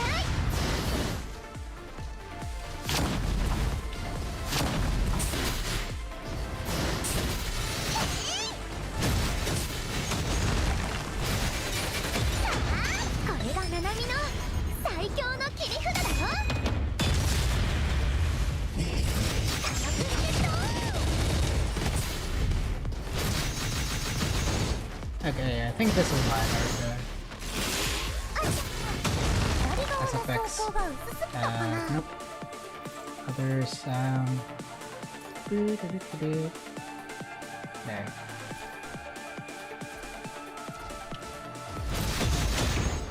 加速してと元気一体。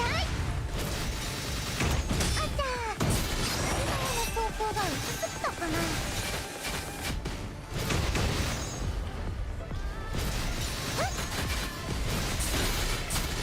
これがナナミの最強の切り札だよ。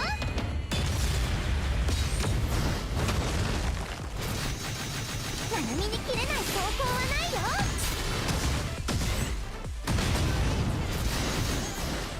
Okay.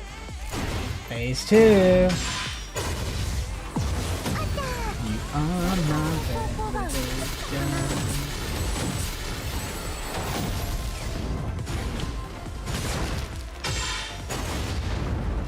はーい、ナナミの火力を味わってみない？元気 There we go. There we go. Yeah.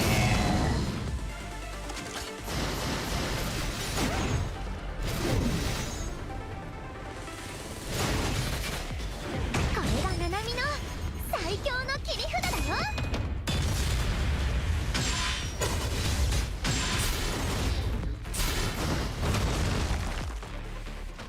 Okay. あちゃ左側の装甲が薄すぎ I た wasn't かな。 expecting that. 加速してと Nope.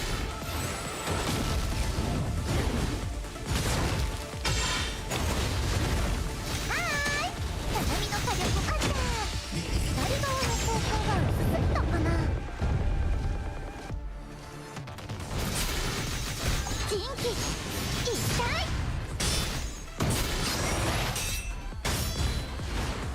Yep. I got a load there.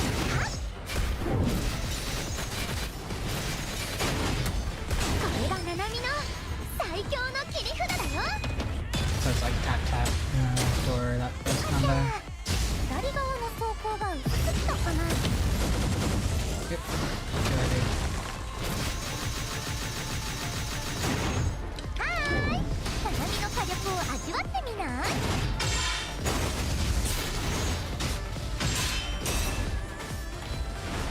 Okay. 左側の装元気一体。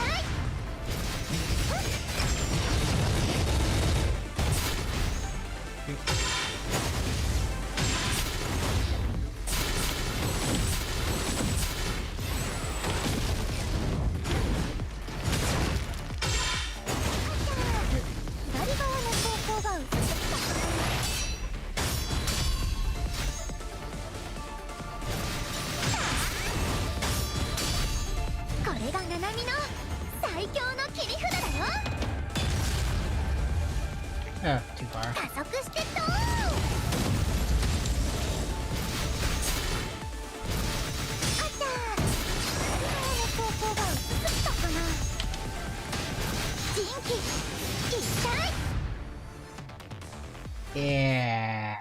Yeah! I took damage, so not as good as Vexen. Still better than, a bit better than others, performance-wise. Trailblazer has never thought that he could be subdued. His frame and armaments should be superior to his opponents statistically. But the attacks that hit the first time have been dodged and riposted by Nanami at unexpected and unbelievable angles subsequently. There are no tactical circuits that can provide solutions like that. How? If he cannot defeat Nanami now, Project Arc is doomed to fail, and the hope his kin has placed upon him will be all for naught. For the first time, Trailblazer disables his tactical circuits, relying solely on himself. Taking the brunt of the missile attack from Nanami's mech, Trailblazer charges in recklessly, finally getting close to Nanami. His laser blades clash with her burning chainsaw, illuminating the entire universe. Nanami has to win for humans and machines. Her words seem to carry actual strength. Trailblazer's prided physical prowess is being overcome as her running chainsaw shines even brighter than his blades of light. His tactical circuit reacts with constant alarm, warning him of the dangerous situation. Chariot must forge a path for his kin. Trailblazer reaches out and holds onto Nanami's mech tightly. The blaze ender on his chest begins to gather all of his energy. He knows that this attack will strike down his foe and destroy himself in the process. You giant himbo of a dum-dum! Ah! The moment the blaze ender is about to fire, Nanami jumps out of the cockpit and grabs Trailblazer's head in her arms, headbutting him right in the forehead. In the split second when their heads come into contact, an infinite amount of new programs surge in Trailblazer's memory shell, reminding him of his awakening after seeing Sage's artwork for the first time. As if losing control of his body, he falls to the ground with Nanami, the glow under his blaze ender beginning to fade. Ah, that hurts so much. Nanami rubs her forehead and sighs before patting Trailblazer on his head. It must hurt for you too, right? Trailblazer stares at Nanami, half kneeling on the ground. Feeling the gentle touch her small palm leaves on his head, there seemed to be an unbelievable strength that is warming what was cold and empty. Nanami, you're Sage? Yes, she's the Sage Machina we've been searching for. Having returned from her infiltration, Haikma moves toward the girl Gestalt showed her. The girl's current image overlapping with the one in Haikma's memories.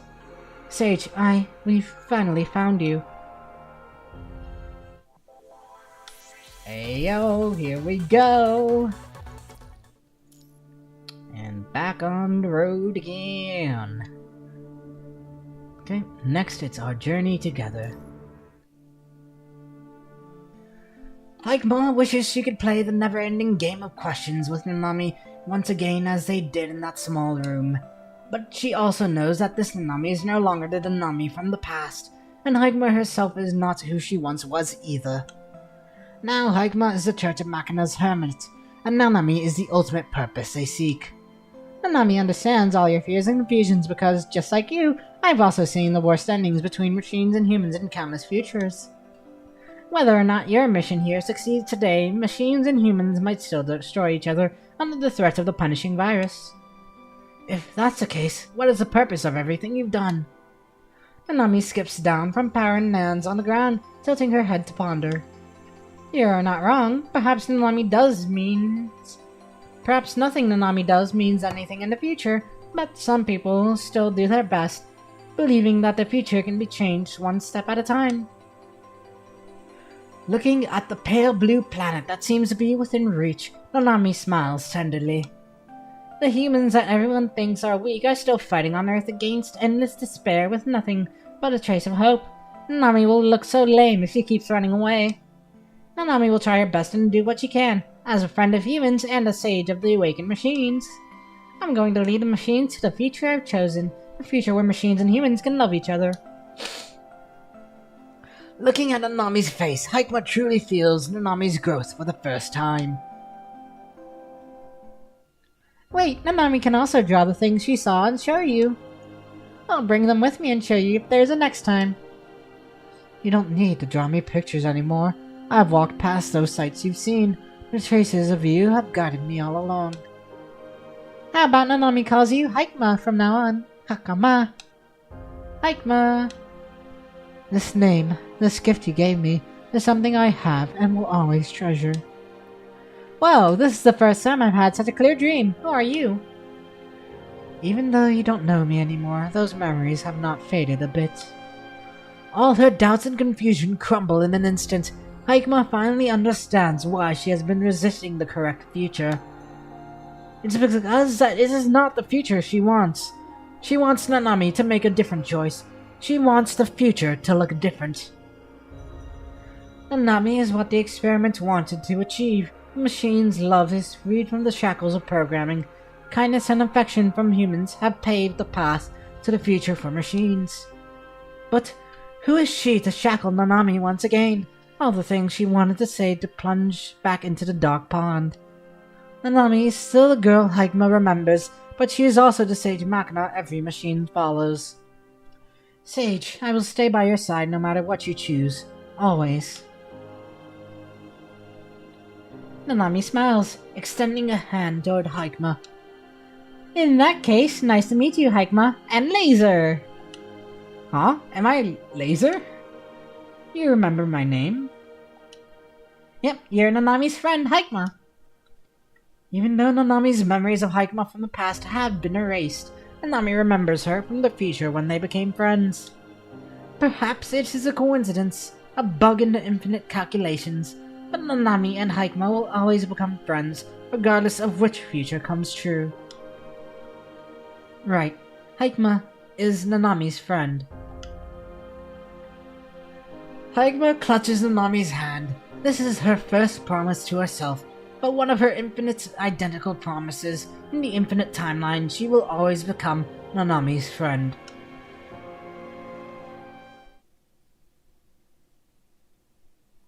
And so, Nanami has decided to begin the real journey. You have said so before. This is different. Someone told Nanami something very important. Now I'm going to search for that treasure. The girl hides her hands behind her back, as if keeping a devious secret, but her eyes glisten with resolve. But to make that dream come true, we're going to need everybody. Nanami is going to find more companions and gather everyone together. Because there are many more friends waiting for me. You're not making something up just so you can disappear and have fun somewhere else, are you? Well, of course not. Nanami is not leaving any friends behind this time. Martin, Rohachi, Hikma, Laser, and all the lost children, Nanami will bring them home. Location data from Nanami confirmed. Then, let's go, my new adventure party! Many incomplete graffiti gather here, and together they form one complete picture. A party of adventures, of humans and machines, walking together hand in hand. Nanami's dream and choice. Oh, that was so good! Man, I love this. I just love everything about this. Oh, such a good story. So, that is it for the Arc Beyond event story. Now we have Operation Uniframe. I want to get that done another time, plus it's pretty late. And yeah, so let's just work on spending our serum, shall we? はい、みんなを守ります。 Mission start. 天下無双、優位が独尊。わあ、私に任せてください。人気一体。 Okay, about that.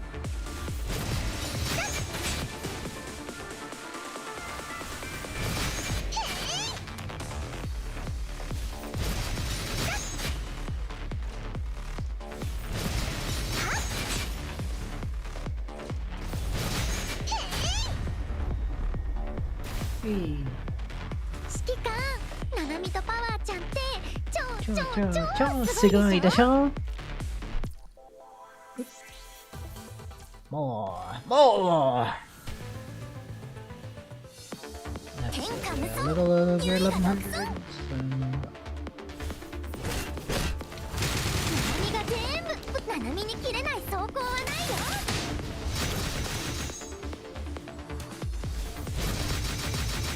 人気一体。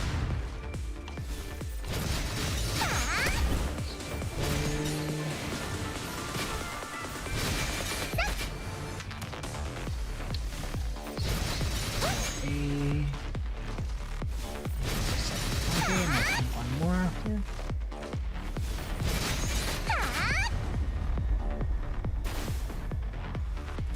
720, 960, so 2 more sets, and then...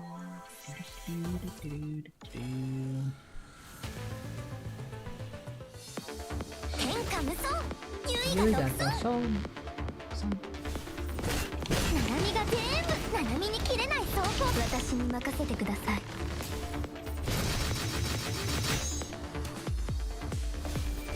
人気一体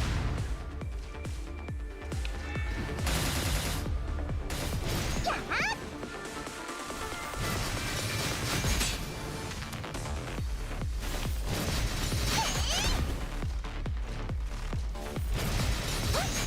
Sure.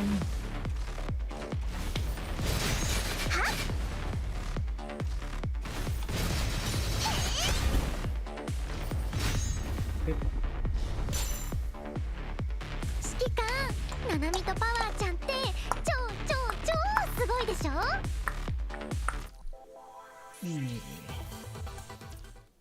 It's 960, and then the next one would have to be 天下無双優位が独走 something.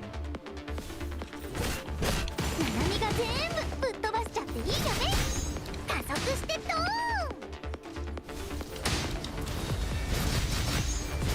私に任せてください人気一体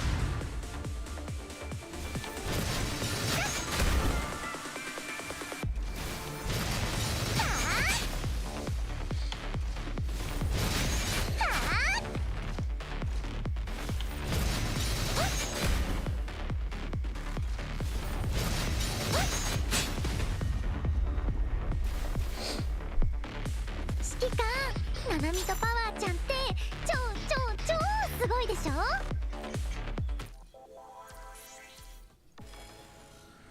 Okay, now we do 235. Almost.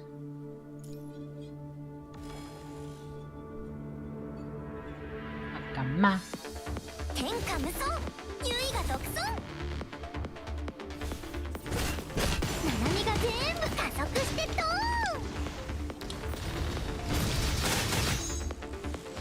ン私に任せてください人気一体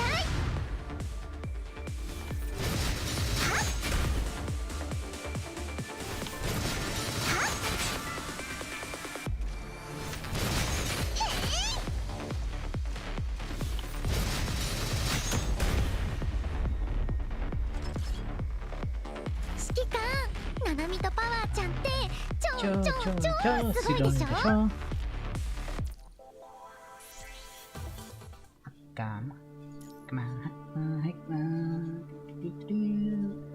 So, let's yoink these.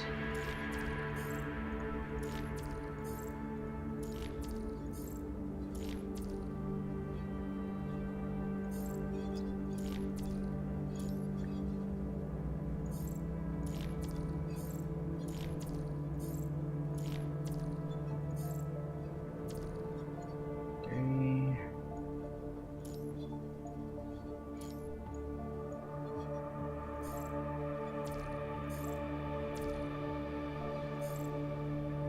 So 4, 3, and 6. 4, 3, 6.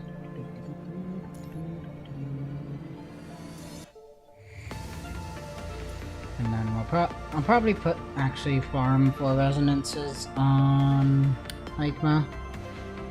I won't go too hard because Uniframes should be a priority, but I just want to get enough to at least like get her situated. And then I want to farm the rest of my currency this event on or chips and or basic units. Because you need a lot of those. And I don't really need anything else at the moment. Maybe some alpha for material boxes for like weapon stuff, but that's about it. Skill components are too expensive. Dispatch. So ideally I want to get 18, 19, 19,000, 4,000 each, and then maybe a little bit off the top more. Because I don't know how much all the uniframes are going to cost fully. Because there isn't any place that has the mass easily able to be done. And I forgot the cost, and I already forgot the cost of what it cost me to get Roland squared away.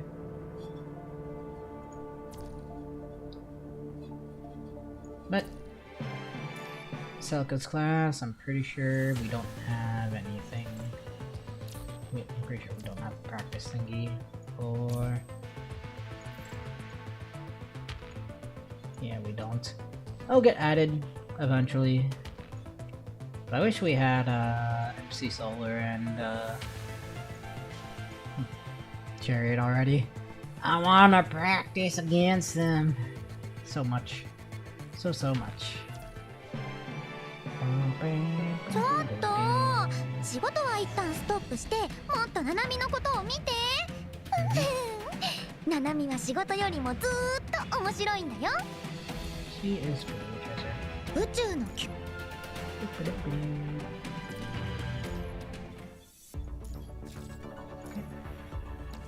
One, you're done.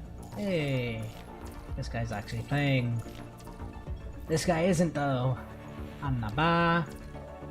When did we do last round? 14 days ago. I'll give him some more time. If not, I'll kick him. Kick him! Kick him!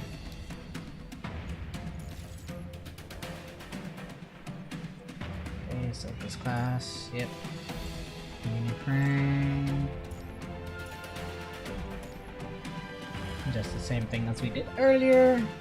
But we'll quickly get this done and then call 敵 it を a 回 day 路 there. 起動戦闘開始 Sento Kaishi. 適応回路動作正常シンクロ率上昇攻撃適応回路動作正常ロックオン解析ロックオン解析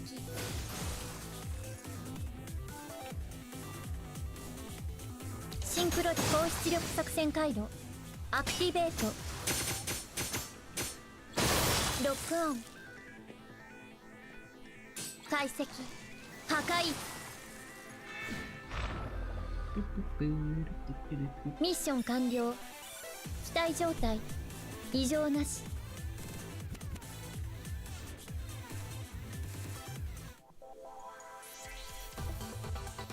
Give me that sweet stuff. P2. 勝たなければ無意味です。私の視界の防御の隙を見つけました高出力作戦回路アクティベートロックオン解析破壊 Boop. ミッション完了機体状態異常なし Ijonash. And combat practice. 適応回路起動戦闘開始 Okay, yeah, I do actually hear 適 the 応回路高出力作戦回 Tanaka 路 now. アクティベ A lot ー easier. トロックオン解析破壊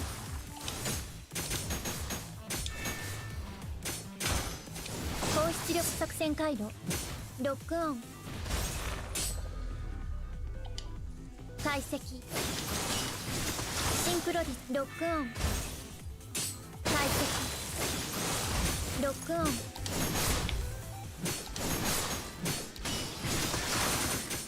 高出力作戦回路アクティベートロックオン解析破壊想定外の事故発 Oh, 生 my dodge 再解 gate. 析ミッション完了機体状態異常なし Oh, that's it. I don't bother with that because since none of it is showing complete because they changed it up a little bit, I won't bother with them even though I already got the 10 stuff from each and only have them partially completed. Like I'm got a bit of not ADHD, or is it ADHD? I guess it is ADHD as far as I was concerned, but it's not the point where it's that bad. Or, well, no, OCD. OCD, that's what it is called, yeah, OCD. I don't have that bad OCD. I do have OCD, a bit, but it's not like that bad. Anyways, that is that for today's story stream. So, I'm gonna call it there. Thanks again for everyone that came by. And I hope y'all have a good one tonight. Bye bye.